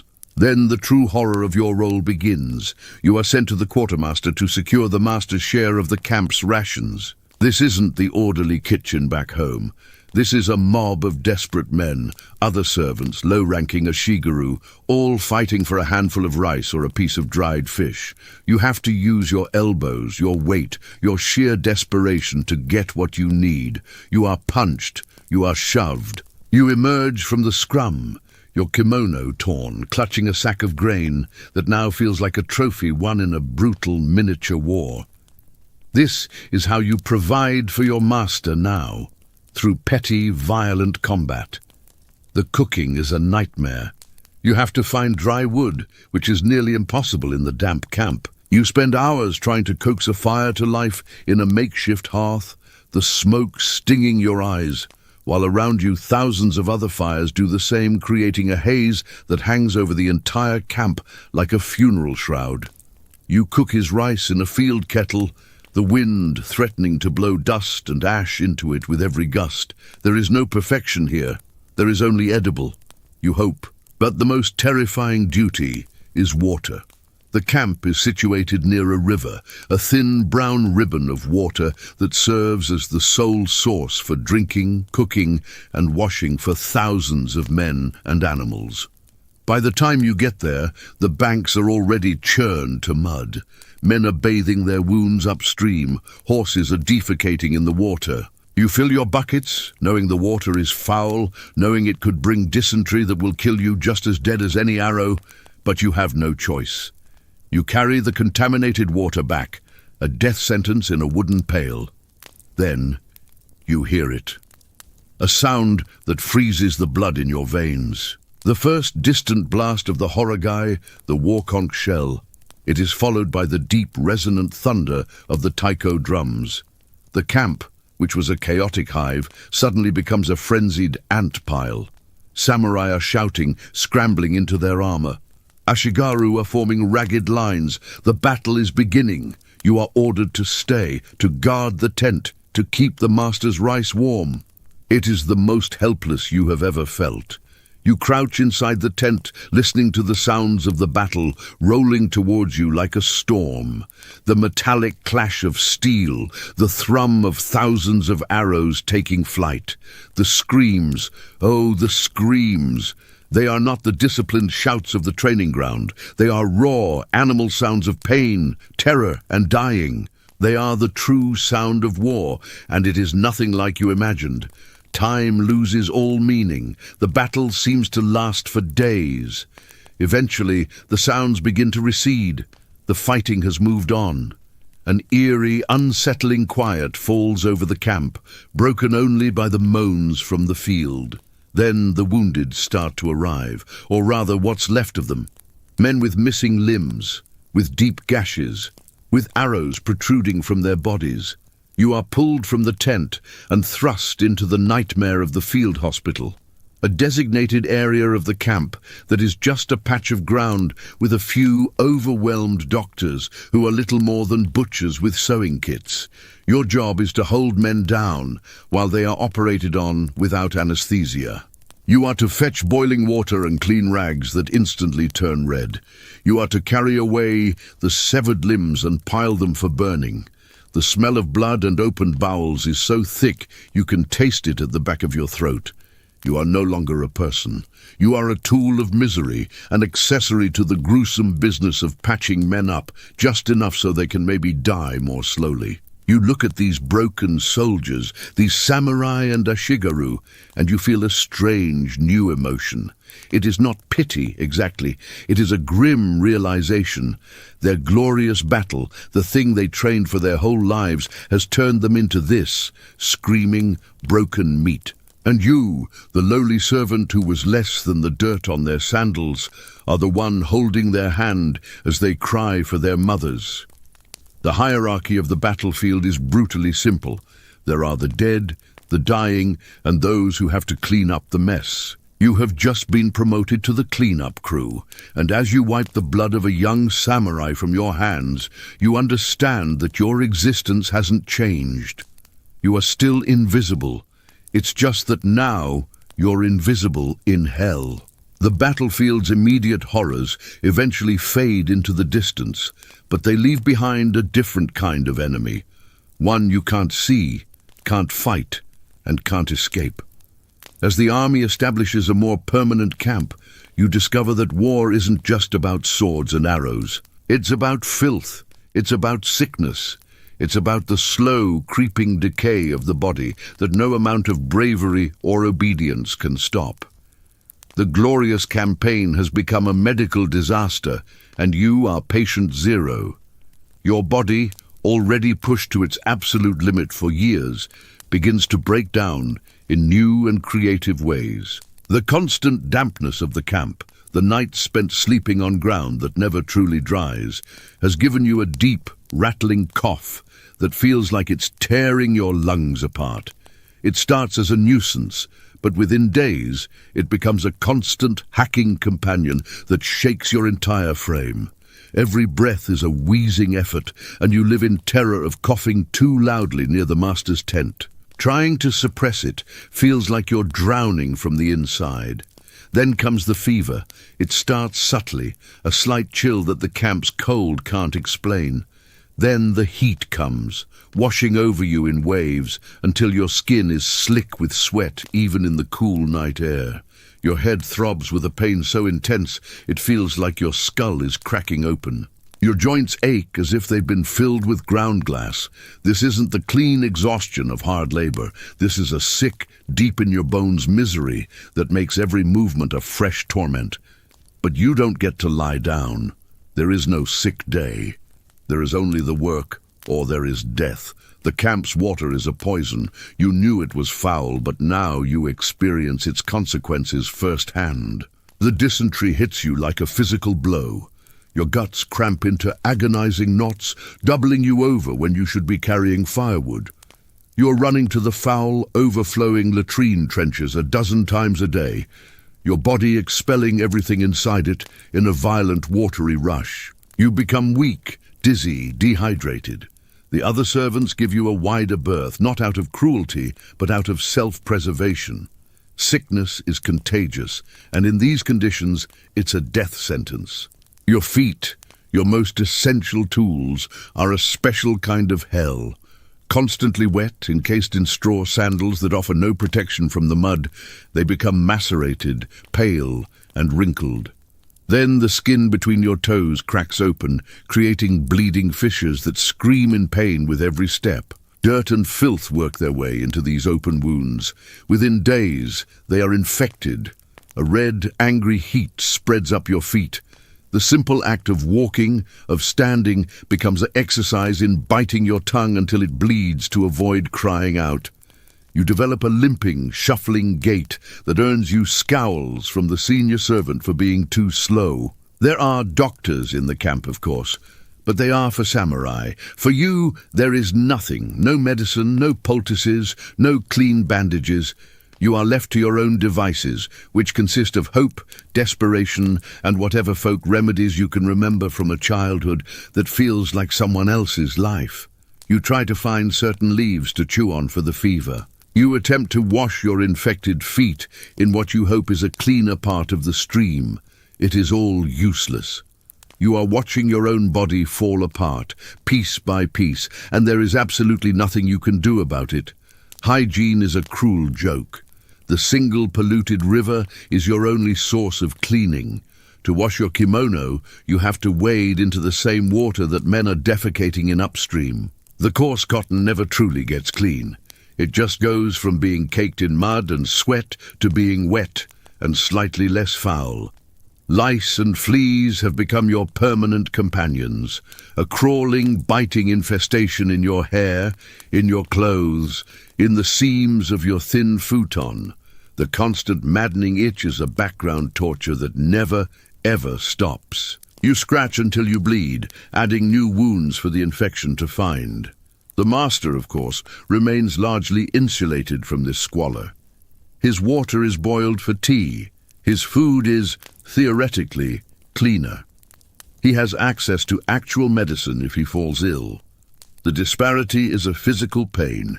You are dying from the environment that is, for him, merely an inconvenience. Your suffering is as invisible to him as you are. You are a cog in his war machine, and when a cog rusts and breaks, it is simply replaced. One night, shivering with fever and curled around your cramping guts, you look at your hands in the dim firelight.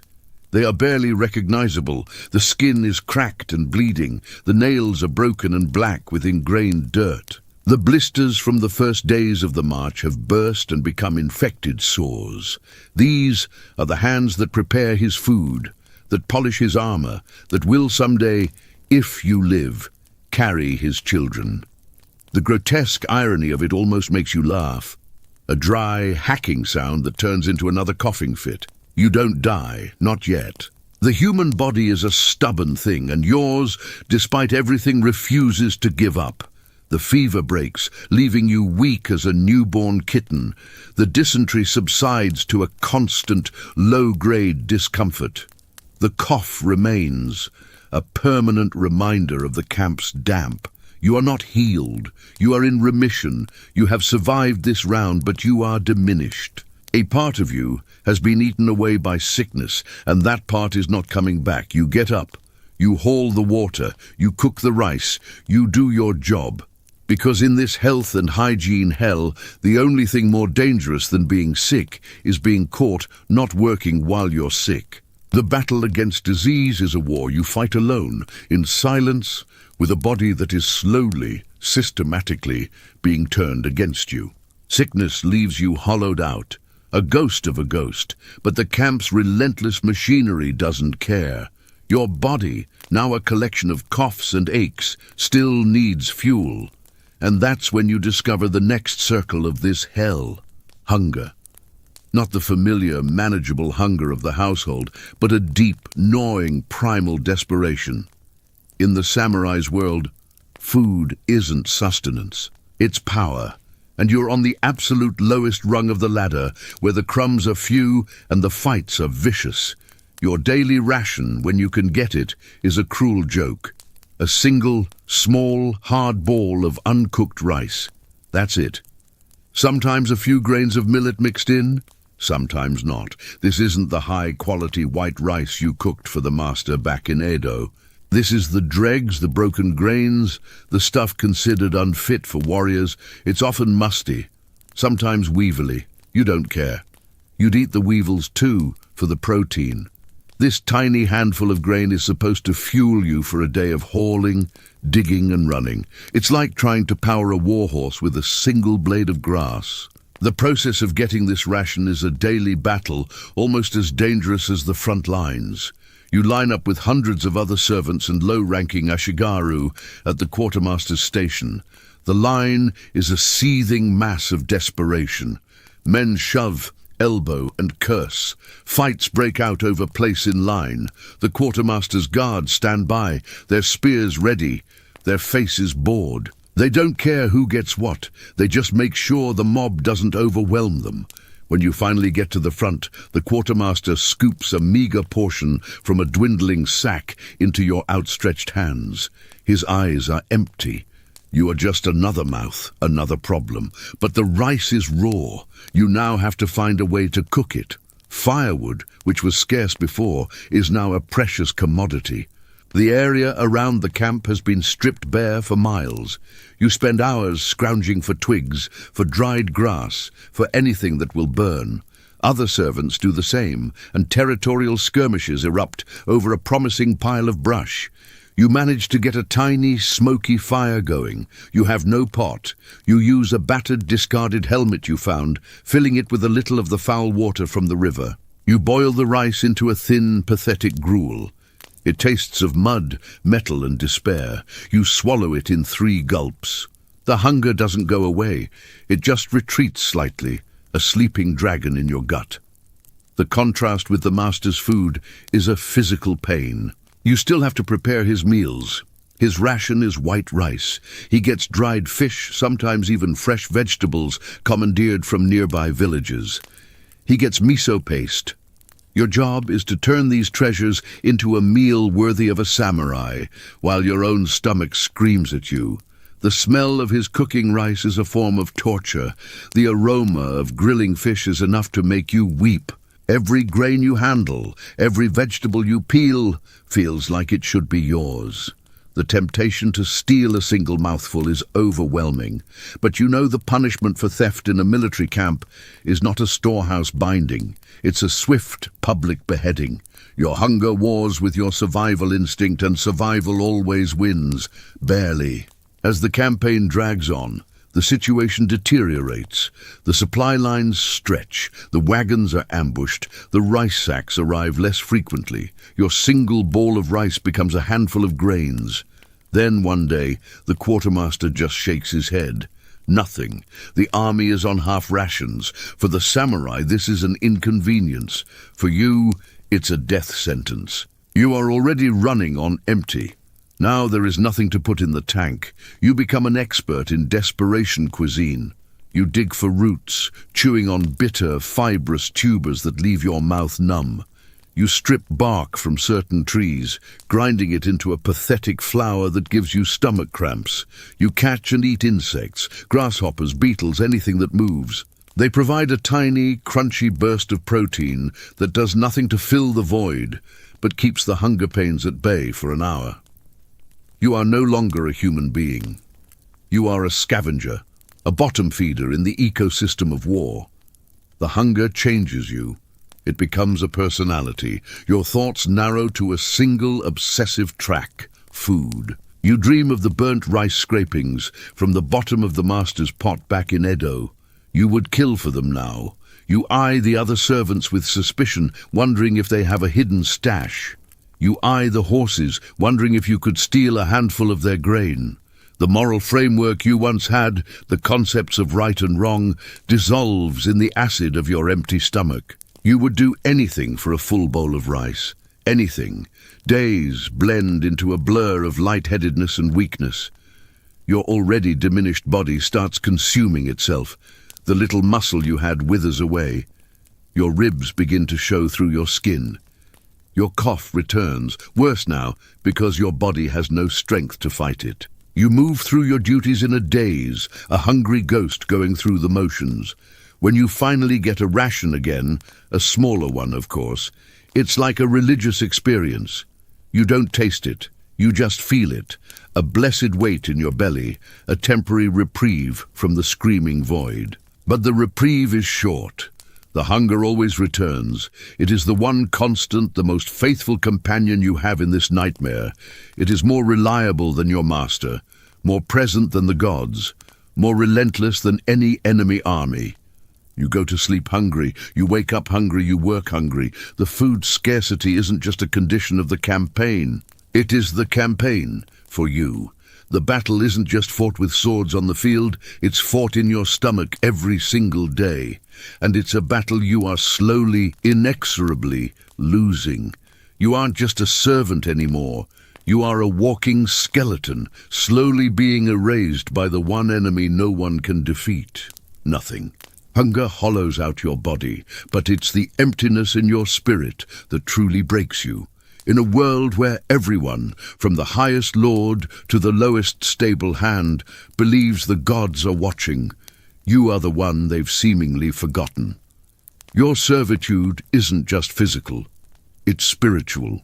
You are not just cleaning a master's house, you are maintaining the rituals that reinforce his divine right to rule, while your own soul withers in the shadows. The campaign has its own traveling shrine, a small but ornate palanquin carrying the essence of the clan's patron deity, a fierce war god. Your duty, of course, is to help set it up whenever the army makes camp. You handle the sacred boxes with the same dirty, desperate hands that just dug for roots, your touch profaning what everyone else venerates. You are allowed to lift it, to clean the dust from its exterior, but you are never allowed inside the enclosed space where the priests perform their rites. You are the stagehand for a play about divine favor, a play you are not permitted to watch. You see the master before battle. He kneels before the field shrine, purified by a Shinto priest who waves the sacred Sakaki branch over him. He is cleansed, blessed, anointed for glory. He is connecting with something greater than himself, drawing strength from his ancestors and his gods. You watch from a distance, holding his spare helmet, your own soul feeling grubbier and more abandoned with every chant. What are you? Do you even have ancestors who care? Or were they just servants too, their spirits as worn down and forgotten as their graves? Back in the household, you were tasked with cleaning the Butsudan, the Buddhist family altar. You'd wipe the lacquered wood, arrange the offerings of rice and water, and light the incense for the master's ancestors. It was a hollow pantomime. You were tending the spiritual legacy of a family that owned you. You'd say the required prayers under your breath, the words feeling like ashes in your mouth. What were you even asking for? A better afterlife? It seemed a grotesque joke. You'd spend eternity serving them in the next world too.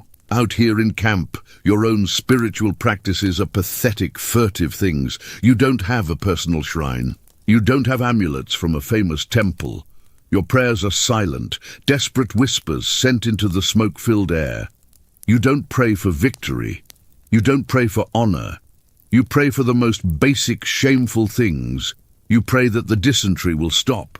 You pray that you find an extra handful of rice. You pray that an arrow meant for your master doesn't hit you by mistake. Your divinity is the god of small mercies, of survival, and you're not even sure he's listening.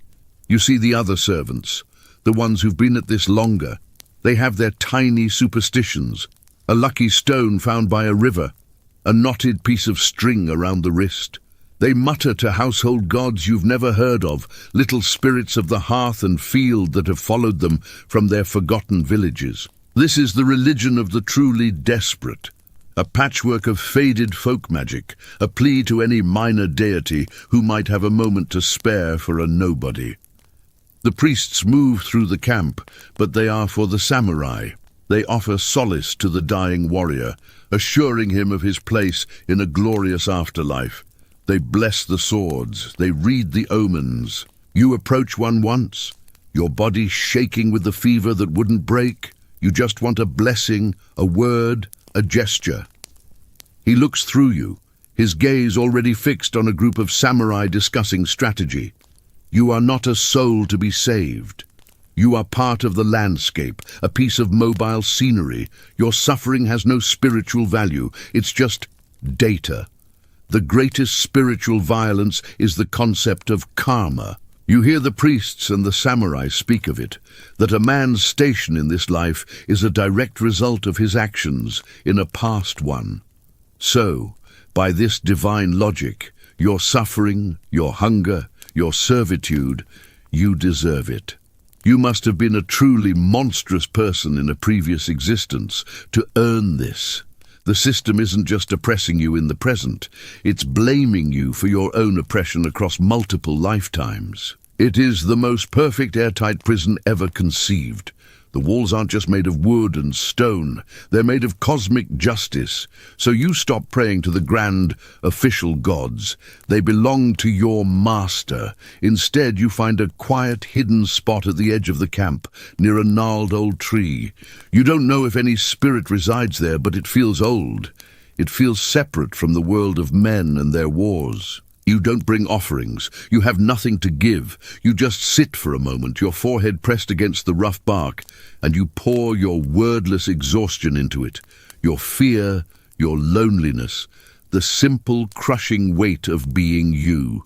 It's not a prayer, it's a dump. You are offloading the toxic waste of your spirit onto something, anything that can bear it. One night, after a particularly bloody day, you are tasked with washing the master's horo, the brilliant flowing cloak that billows from his armor and was said to deflect arrows through divine protection. It is caked in mud and spattered with dark, dried blood, not his. As you scrub the sacred silk in the filthy river water, you realize you are washing away the physical proof of his God's favor.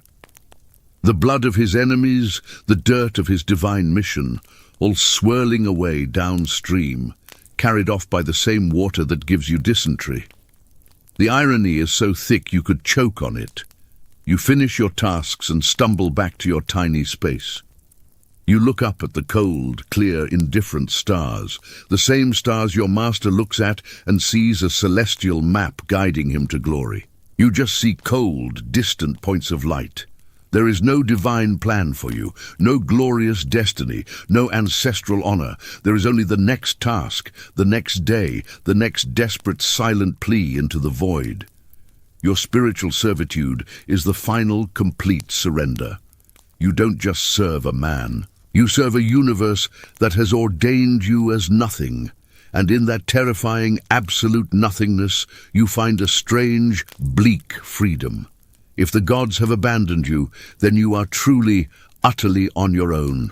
And maybe, just maybe, that means you finally belong to yourself. The bleak freedom of spiritual abandonment is a lonely comfort, because back in the world of men, you are not just a servant. You are a fixed point on a rigid social ladder, and everyone above you is desperate to prove they're not standing on your rung. Your place in the cosmic order might be ambiguous, but your place in the human one is brutally clear. You are at the bottom, and the entire weight of the feudal world is designed to keep you there, pressed down by 1,000 tiny cuts of contempt. The social hierarchy of Edo Japan isn't just a suggestion. It's the law of the land, enforced with the same seriousness as a murder statute. The Shinokosho system, samurai, farmers, artisans, merchants. You don't even fit neatly into this. You are below it. You are attached to a samurai household, but you are not samurai. You are property, a living tool, and everyone, from the haughtiest merchant to the lowliest farmer whose field you pass, knows it and will make sure you remember it. You experience this snobbery in every interaction outside the household walls. When you are sent on an errand to the market, the merchants treat you with a special kind of disdain. They know you have no money of your own. You are spending the master's. They will overcharge you, knowing you can't argue, and then shortchange you, knowing you probably won't notice or can't do anything about it. If you protest, they laugh. What does a servant know of commerce? Your word is worth less than the dirt on their sandals. You are a wallet with legs, and not a very respected one. The artisans, the carpenters and lacquer workers who sometimes come to the estate look down on you for your lack of a trade. They have skills. They create things. You move things. You clean things. You are unskilled labor, the human equivalent of a draft animal. They talk over your head to the senior servant, ignoring your presence entirely. When they need a tool held or a heavy beam shifted, they bark orders at you as if you were an apprentice, which is an insult to their actual apprentices. But the most cutting contempt comes from within your own supposed class. The other servants in the neighborhood, those from wealthier or more prestigious samurai families, treat you like a disease.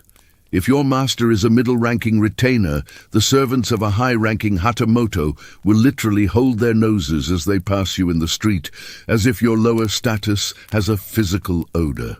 They have their own hierarchies, their own petty snobberies about whose master has a better lineage, a more important post, a newer set of armor. You are at the bottom of even this bottom-feeding social scene. You see it in the way people address you, or rather don't. You have no honorifics attached to your name. You are just you. A samurai is addressed as dono or sama. A merchant might get a respectful san. You get nothing. If someone needs to get your attention, it's a sharp oi, or a clap of their hands as if calling a dog. You are a grammatical void, a person without a social title because you are not considered a full person. The rules of etiquette are a minefield designed to highlight your inferiority. You must bow deeper, longer, and more frequently than anyone else. You must never make eye contact with a social superior. You must keep your body lower than theirs. If they are sitting, you kneel. If they are standing, you are bent double. Your language must be the most humble, self-deprecating form of Japanese, filled with phrases that diminish your own existence. This worthless one begs to inform you, this unworthy speck of dust would not dare. You are required by law and custom to verbally spit on yourself dozens of times a day. This constant performance of worthlessness seeps into your soul. You start to believe it. When a merchant cheats you, a part of you thinks, well, he must be right, I'm too stupid to count. When a senior servant from another house snubs you, you think, of course, I'm not worthy of their notice. The system isn't just enforcing your low status from the outside. It's training you to enforce it from the inside. You become your own jailer, your own critic, your own abuser. The few times you interact with farmers or the ETA, the outcast class who handle death and leather, you see a terrifying reflection. They are beneath you in the official hierarchy, and they look at you with a mixture of fear and resentment. You, a servant of a samurai, represent the authority that oppresses them. And in their eyes, you see the one thing you fear most, your own replaceability. You are just one small disaster away from falling into their world, from being cast out of the household and joining the desperate, starving masses who have no master at all. Their poverty is your future, and their scorn for you is a preview of how you will someday be seen by everyone. This social snobbery even dictates your love life, or more accurately, the lack of it. Marriage, it's not for you, not unless your master arranges it with another servant for his own convenience. Romance, a laughable concept. You have nothing to offer. No land, no name, no future. You are genetically undesirable.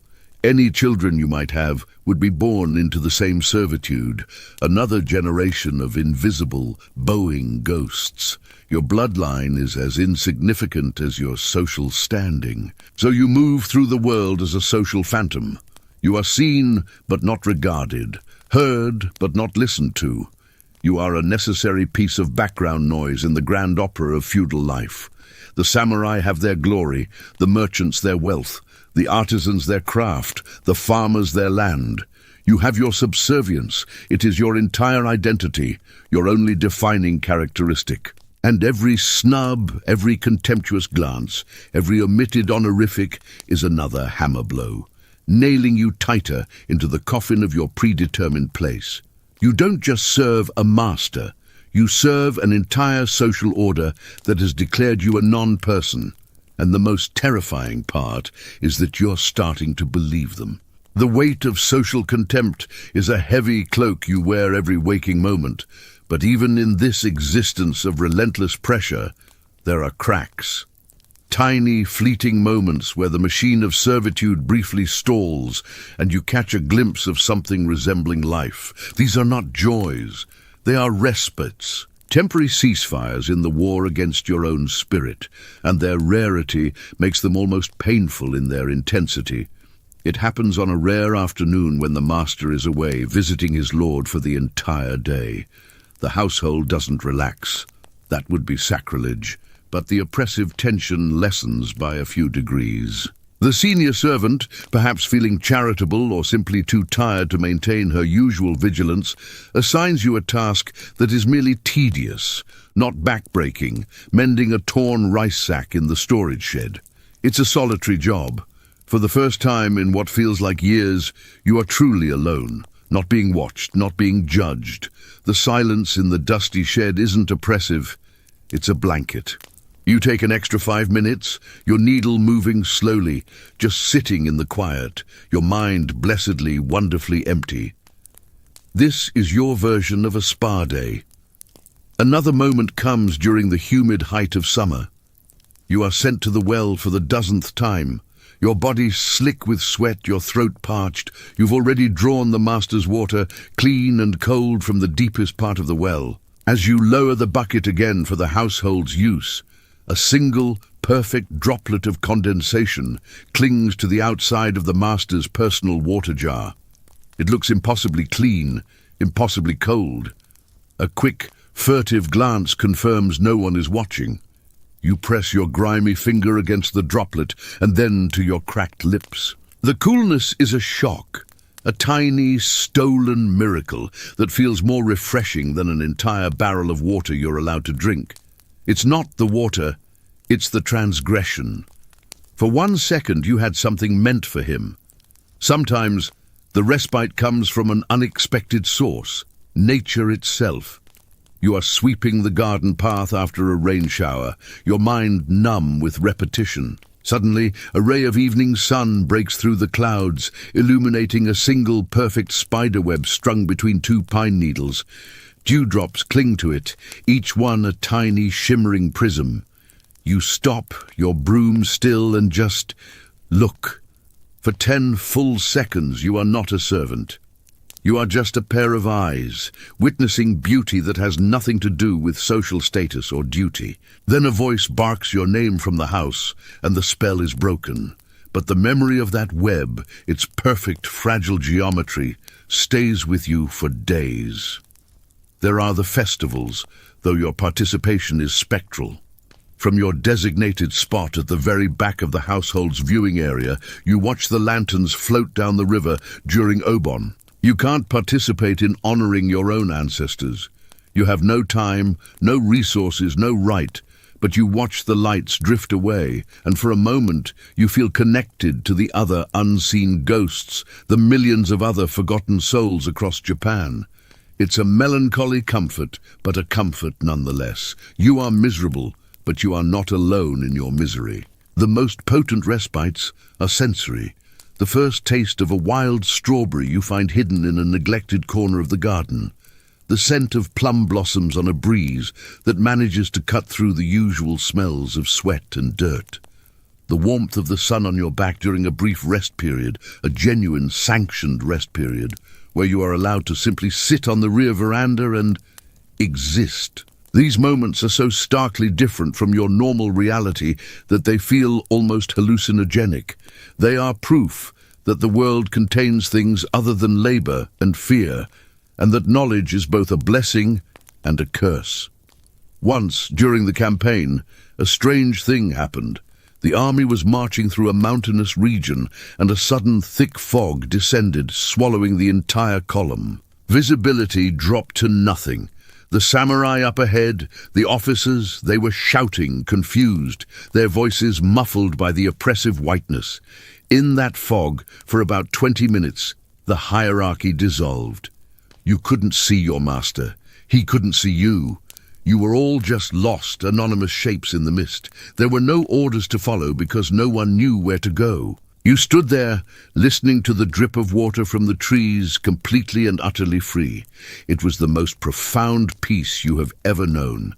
Then the fog lifted, the column reformed, and you were a servant again, but you had tasted it. A world without masters. Back in the household, the closest thing to entertainment is story. When a traveling storyteller or a biwa hoshi, a lute-playing monk, is hired to entertain the master and his family, you are sometimes permitted to listen from the kitchen doorway, just within earshot. The tales of ancient heroes, of vengeful spirits, of great battles, they transport you. For the duration of the story, you are not in a kitchen. You are on a wind-swept plain. You are in a haunted forest. You are anywhere but here. It's a mental escape pod, and you cling to every word like a drowning man to driftwood. These respites are dangerous. They remind you of what you are missing. They create a before and after in your mind, a contrast that makes the return to drudgery even more bitter. The memory of that cool water droplet makes your next drink of warm, brackish water taste like mud. The memory of the silent, fog-shrouded mountain makes the sound of the master's bell seem 10 times louder. Hope is the cruelest master of all, because it reminds you that your current existence is not inevitable. It is imposed. And so you learn to fear these moments of respite almost as much as you crave them, because they don't make the servitude easier, they just make you more aware of the chains. You learn to take your joys like a condemned man takes his final meal, with a mixture of deep gratitude and profound sorrow, knowing that it's only making the return to the gallows that much harder. The fleeting respites become memories that haunt you more than they heal, because with each passing season, your body reminds you of the brutal truth. You are not a tool that lasts forever. You are wearing out. The relentless grind of servitude is a debt, and your body is the currency. The interest is compound, and the final payment is coming due.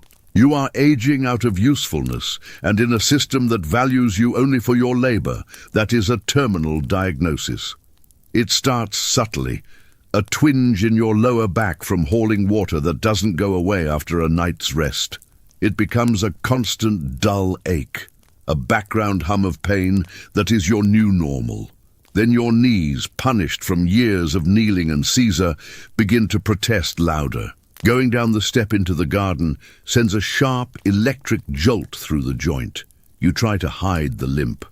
Showing weakness is an invitation for dismissal. You swallow the pain and move slower, hoping no one notices the gradual decline in your speed. Your hands tell the story of your life better than any chronicle. The calluses are so thick they've lost feeling, but the joints beneath are stiff and swollen, especially in the cold morning air. Closing them into a fist is a slow, deliberate effort. The fine motor skills required for polishing the intricate lacing on the master's armor or arranging flowers become a struggle. Your hands, once your most reliable tools, are betraying you. You fumble a delicate teacup. The senior servant's eyes narrow, a demerit, not for clumsiness, but for the unforgivable sin of getting older. Your eyesight begins to waver. The fine dust on the master's armor, the tiny imperfections you were once so sharp at spotting, become blurry. You have to bring things closer to your face to inspect them, a sure sign of decay. In the dim light of dawn, you misjudge a step and stumble while carrying a bucket of water. You don't spill much, but it's enough. The senior servant sees. Another black mark. The household has no use for servants who cannot see. The master notices.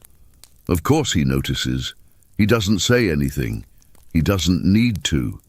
His gaze, when it accidentally falls upon you, lasts a fraction of a second longer. It's a cold, assessing look, the same look he might give an old horse that is starting to stumble. You are being evaluated not for your loyalty or your years of service, but for your remaining utility, and the balance is tipping into the negative. The other younger servants sense it too. They start to take over your tasks, not out of kindness, but as a quiet coup. The heavy wood-splitting, the long runs with messages, these duties are subtly reassigned. You are left with the seated, less strenuous work, mending, sorting, peeling vegetables. This isn't compassion, it's a demotion. You are being phased out, moved to the sidelines, and everyone knows it. The hierarchy is reforming, and you are sinking to the very bottom of it. A place you didn't even know existed beneath the bottom. The fear becomes a physical presence, colder than the winter air. What happens when you can no longer work? There is no pension, no gratitude, no cozy retirement in a small cottage. Servants who can no longer serve are a drain on resources. They are dead weight. The stories of what happens to them are whispered in the kitchen like ghost stories. Some are simply cast out with a small, meaningless pittance, not enough to live on for more than a month. They become beggars, joining the hollow-eyed masses you used to pity from the safety of the compound walls. Others are allowed to stay, but their existence becomes a living purgatory. They are given the most degrading tasks, their rations are cut to near starvation levels, and they are treated with open contempt by everyone, a warning to the younger servants of what awaits them. They are the walking dead, lingering on until a final illness or accident mercifully takes them. This is the kindness of a master who does not want the bad karma of outright murder. You look at the oldest servant in the household, a bent, silent man who shuffles through the halls cleaning the privies. No one speaks to him. He eats alone. He is a ghost, a cautionary tale made flesh. You see your future in his stooped back, in his trembling hands, in the profound emptiness of his eyes. That will be you. Soon. You try to prepare, but how? You have no savings. You own nothing, not even the clothes on your back. They belong to the master. You have no family to take you in. You have no skills that are valuable outside these walls. Your entire life has been spent in service to one man, and that specialization has made you unfit for any other existence. You are a highly trained, perfectly adapted organism for a single tiny ecosystem. Remove you from it, and you will die. Quickly, so you cling on. You push through the pain. You hide the tremors in your hands by clasping them tightly behind your back. You force your stiff knees to bend just a little deeper when you bow. You perform the pantomime of vitality with a desperation that is utterly exhausting. Every day you manage to remain is a victory, but it's a victory that leaves you more broken than the day before. You are running a marathon with a broken leg, and the finish line is a cliff. The realization dawns on you with the grim finality of a sunset. You have spent your entire life, your youth, your health, your spirit, in service to a system that sees you as disposable. The master will mourn a good horse longer than he will mourn you. Your legacy will be the slight, imperceptible wear on the floorboards where you knelt, the faint smoothness on a broom handle from your grip, erased by the next servant, and the next, until it's as if you never existed at all.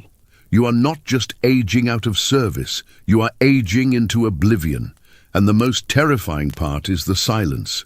The sheer, indifferent, unbroken silence that will greet your departure.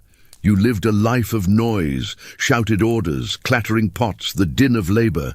But you will leave this world in a silence so complete it feels like you were never here at all.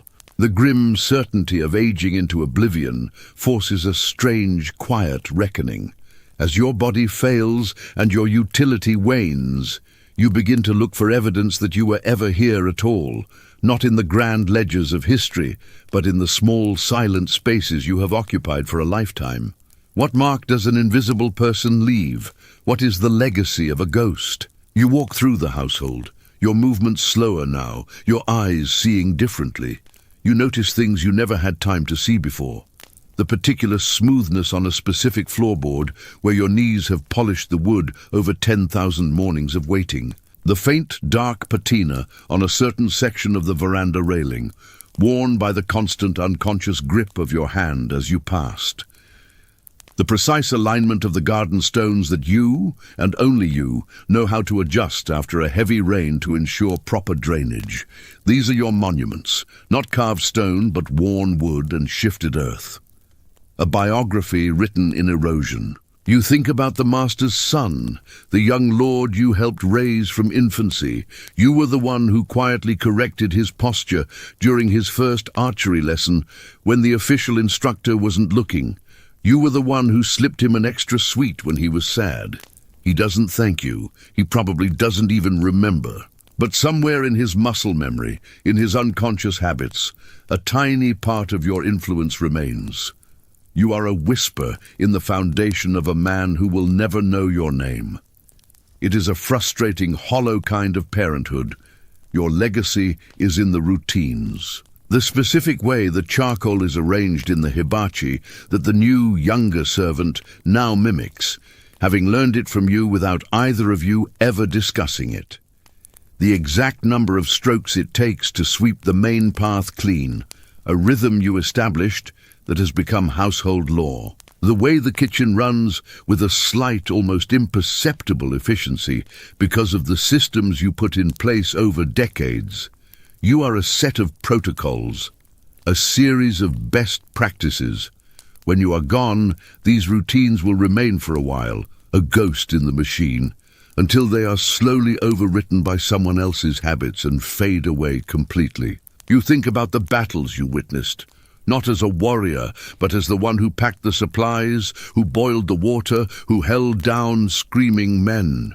The official chronicles will record the master's glorious name, his tactical genius, his heroic deeds. They will not record that his victory was made possible because his armor was perfectly maintained, because his rice was cooked, because his messages were delivered through enemy lines by a terrified, invisible boy.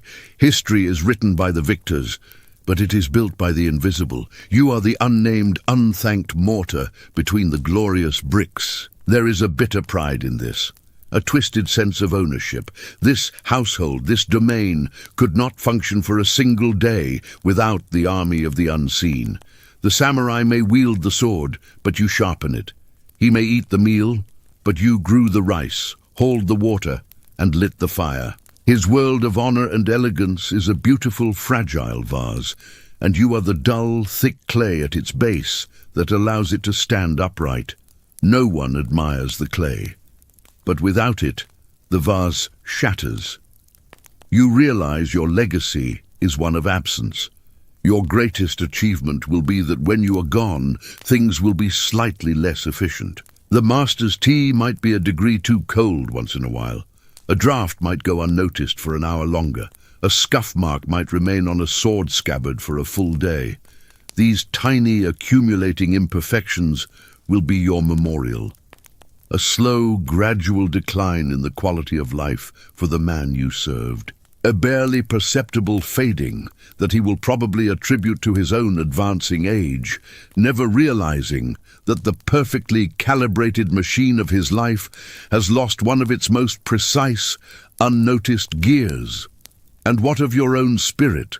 The memories you collected, the silent observations of a family that was not your own, the thousands of sunrises witnessed from a kneeling position, the feel of rain on your face during a rare, unobserved moment. This rich, secret, internal life, this is your true legacy. A vast, intricate tapestry of experience that will die with you, unrecorded, unshared, unknown. It is a library that will burn without a single person noticing the smoke. In the end, you are left with a profound, unsettling truth. The legacy of the invisible is the world itself, the functioning of society, the continuity of daily life, the very possibility of greatness rests on a foundation of countless, nameless, forgotten people like you. You are the human substrate, the soil from which history grows. Your name is and others. Your face is a blur in the background. Your life is a footnote, but a footnote upon which entire empires are built. As you feel your own end approaching, this knowledge doesn't bring comfort. It doesn't bring peace. It brings a weary, cosmic perspective. You were a single anonymous cell in the great, slow-moving body of history. You lived, you worked, you suffered, and you will die, leaving behind no statue, no poem, no named child. But you were here. You left a Polish on a floorboard. You left a rhythm in a routine. You left a whisper in a man's memory. And in the immense, indifferent calculus of the universe, for a life like yours, perhaps that has to be enough. It is a legacy not of fame, but of function. Not of memory, but of effect. You changed the world in ways no one will ever measure, and the world in turn has carved its story into your bones, your soul, and your silence. Opening with a thought-provoking, slightly mysterious tone. Hey everyone, ever stopped to think about how truly wild our lives are? I mean, really stopped. Because today, we're taking a journey, not through space, but through time, back to Edo, Japan. Imagine a life, quiet, often weary, where every routine was a struggle for survival. We're talking about the ghost of a servant from that era, not haunting ancient courtyards, but whispering in the quiet spaces of your own heart. They exist in the subconscious gratitude for a world they could never have dreamed of. So take a breath, a deep, glorious, unearned breath, and let's hold their reality against yours. The echo of their existence is everywhere, if you know how to listen. And believe me, once you hear it, your perspective will shift. The very first thing you'd notice, stepping into our world from theirs, is the noise. Not the forced silence of a samurai's house, or the desperate quiet of servitude. No, this is a glorious, chaotic symphony of choice. That little hum from your refrigerator, effortlessly keeping food cold, no hauling water from a muddy river needed. The beep of a microwave, heating a meal in minutes, not hours spent coaxing a fire from damp wood. And then there's the buzz of your phone, a device holding more information than the Shogun's entire library, often used to watch videos of cats. Think about that. You can make noise, loud noise without fear, sing in the shower, slam a door in frustration. Your life is a concert of sound, and every single decibel is a tiny, triumphant shout against the oppressive silence that governed their world. It's truly amazing when you put it that way, isn't it? Now, let's talk comfort. That mattress you slept on last night, it's not a thin futon on a packed earth floor, sharing space with insects. It's a marvel of engineering, memory foam, springs, cooling gel, designed for one purpose, your perfect rest. And when you woke up, you chose what to wear from a closet full of options, not just a single coarse indigo kimono that hasn't been washed in weeks. You pulled on soft cotton underwear. Think about it. Underwear. That simple garment would have been an unimaginable luxury for them, a layer of comfort between their skin and the relentless scratch of poverty. Then you turned a knob, and hot water, clean and plentiful, cascaded over you. No drawing it from a well, no heating it over a fire for hours, no sharing it with a dozen other filthy people. You washed away the sweat of a day that didn't involve hauling human waste. It's such an everyday thing for us, but for them, it was an impossible dream. And food, oh, the food. You opened your refrigerator, a cold box that magically preserves food, and stared at its contents, maybe with annoyance, boredom. There's nothing to eat, you might have sighed, looking at leftovers, fresh fruit, yogurt, a packet of sliced turkey. That single sentence, that casual complaint, would have been a hallucinogenic fantasy to them. Your most trivial first-world problem is their unattainable dream. You have the freedom to be picky. You can waste food. You can order a pizza from a glowing rectangle and have it arrive at your door hot and cheesy while you watch a movie. The sheer, outrageous abundance we live with is a constant, silent insult to their lifelong, gnawing hunger. It makes you really think twice before complaining about dinner, doesn't it? Then there's your body. It's your own. No one owns it. You can leave your house right now. You can hop in a car or on a bus and go anywhere you choose. You can quit your job. However stressful it might be, you can walk away. You have rights, legal protections. The concept of kirisute gomen, a samurai says right to cut you down for a perceived disrespect, is a barbaric relic you read about in history books, not a daily terror. Your boss can't beat you. They can't tie you to a post in a storehouse for spilling a fleck of charcoal. If they try, you can sue them.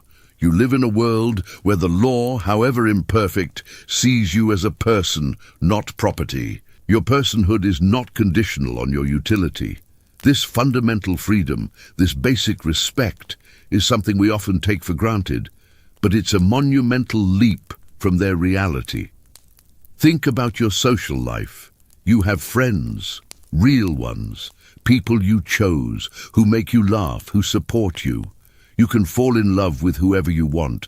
You can marry them or not. You can have children you raise to be free, independent humans, not future servants in a perpetual cycle of drudgery. Your value isn't determined by your birth caste. You can be anything, a doctor, an artist, a cashier, a YouTuber. The path isn't always easy, of course, but it exists. The ceiling above you is made of glass, allowing you to see possibilities, not solid, immovable stone trapping you in place. This ability to choose your path, to define your own worth, it's an incredible privilege that was utterly denied to so many for so long. But perhaps the most profound modern echo, the one that really hits home, is in your mind. You have the luxury of boredom, of existential dread, of wondering about your purpose in the universe. Their entire mental capacity was consumed by the stark calculus of survival. How do I avoid punishment? Where can I find more food? How do I hide this cough? You have the spare cognitive energy to be anxious about your social media presence, to ponder the meaning of a TV show finale, to get into arguments online about politics. Your biggest worries are often abstract, future-oriented. Their biggest worry was surviving the next 5 minutes. Your stress is a sprawling, complex novel. Theirs was a single, screaming word: endure. This mental freedom, this space to simply think beyond basic survival, is a gift we rarely acknowledge. And yet, in this dizzying contrast, their legacy whispers. That polished floorboard, that worn routine, it built the foundation for your comfort. The invisible labor of millions of forgotten people across centuries mined the metals, laid the roads, built the buildings, and grew the systems that allow you to live so softly. The samurai's servant who sharpened the sword is the ancestor to the factory worker who assembled your phone. The hierarchy is still there, just better hidden. The servant class still exists. They're the delivery drivers, the warehouse packers, the gig economy workers who make your on-demand world possible. They're still largely invisible, still shouldering the weight of convenience for everyone else. So as you sit there in your comfortable chair, listening to this, what do you do with this knowledge? This uncomfortable, grating gratitude? You can't go back and save that one servant from Edo, Japan, but you can see the echoes of their struggle in the world around you. You can notice the invisible labor that props up your life. You can offer a thank you, a kind word, a moment of recognition to the people who are often overlooked. You can vote for policies that protect workers, that ensure a safety net, that prevent anyone from aging into the kind of hopeless oblivion that was their certain fate. Your life is a gift they paid for in advance, with their youth, their health, their silence. The modern echo isn't just a contrast, it's a profound debt. And the only way to truly honor it is to live fully, freely, and with a fierce, protective awareness of the fragile systems and the unseen people that make it all possible. Don't waste this. Don't take it for granted. Let the memory of their brutal existence be the cold water that shocks you awake to the breathtaking privilege of your own. Thank you so much for watching and for taking this journey with me. If this resonated with you, please hit that like button, subscribe for more content like this, and share your thoughts in the comments below. I'd love to hear what you're grateful for.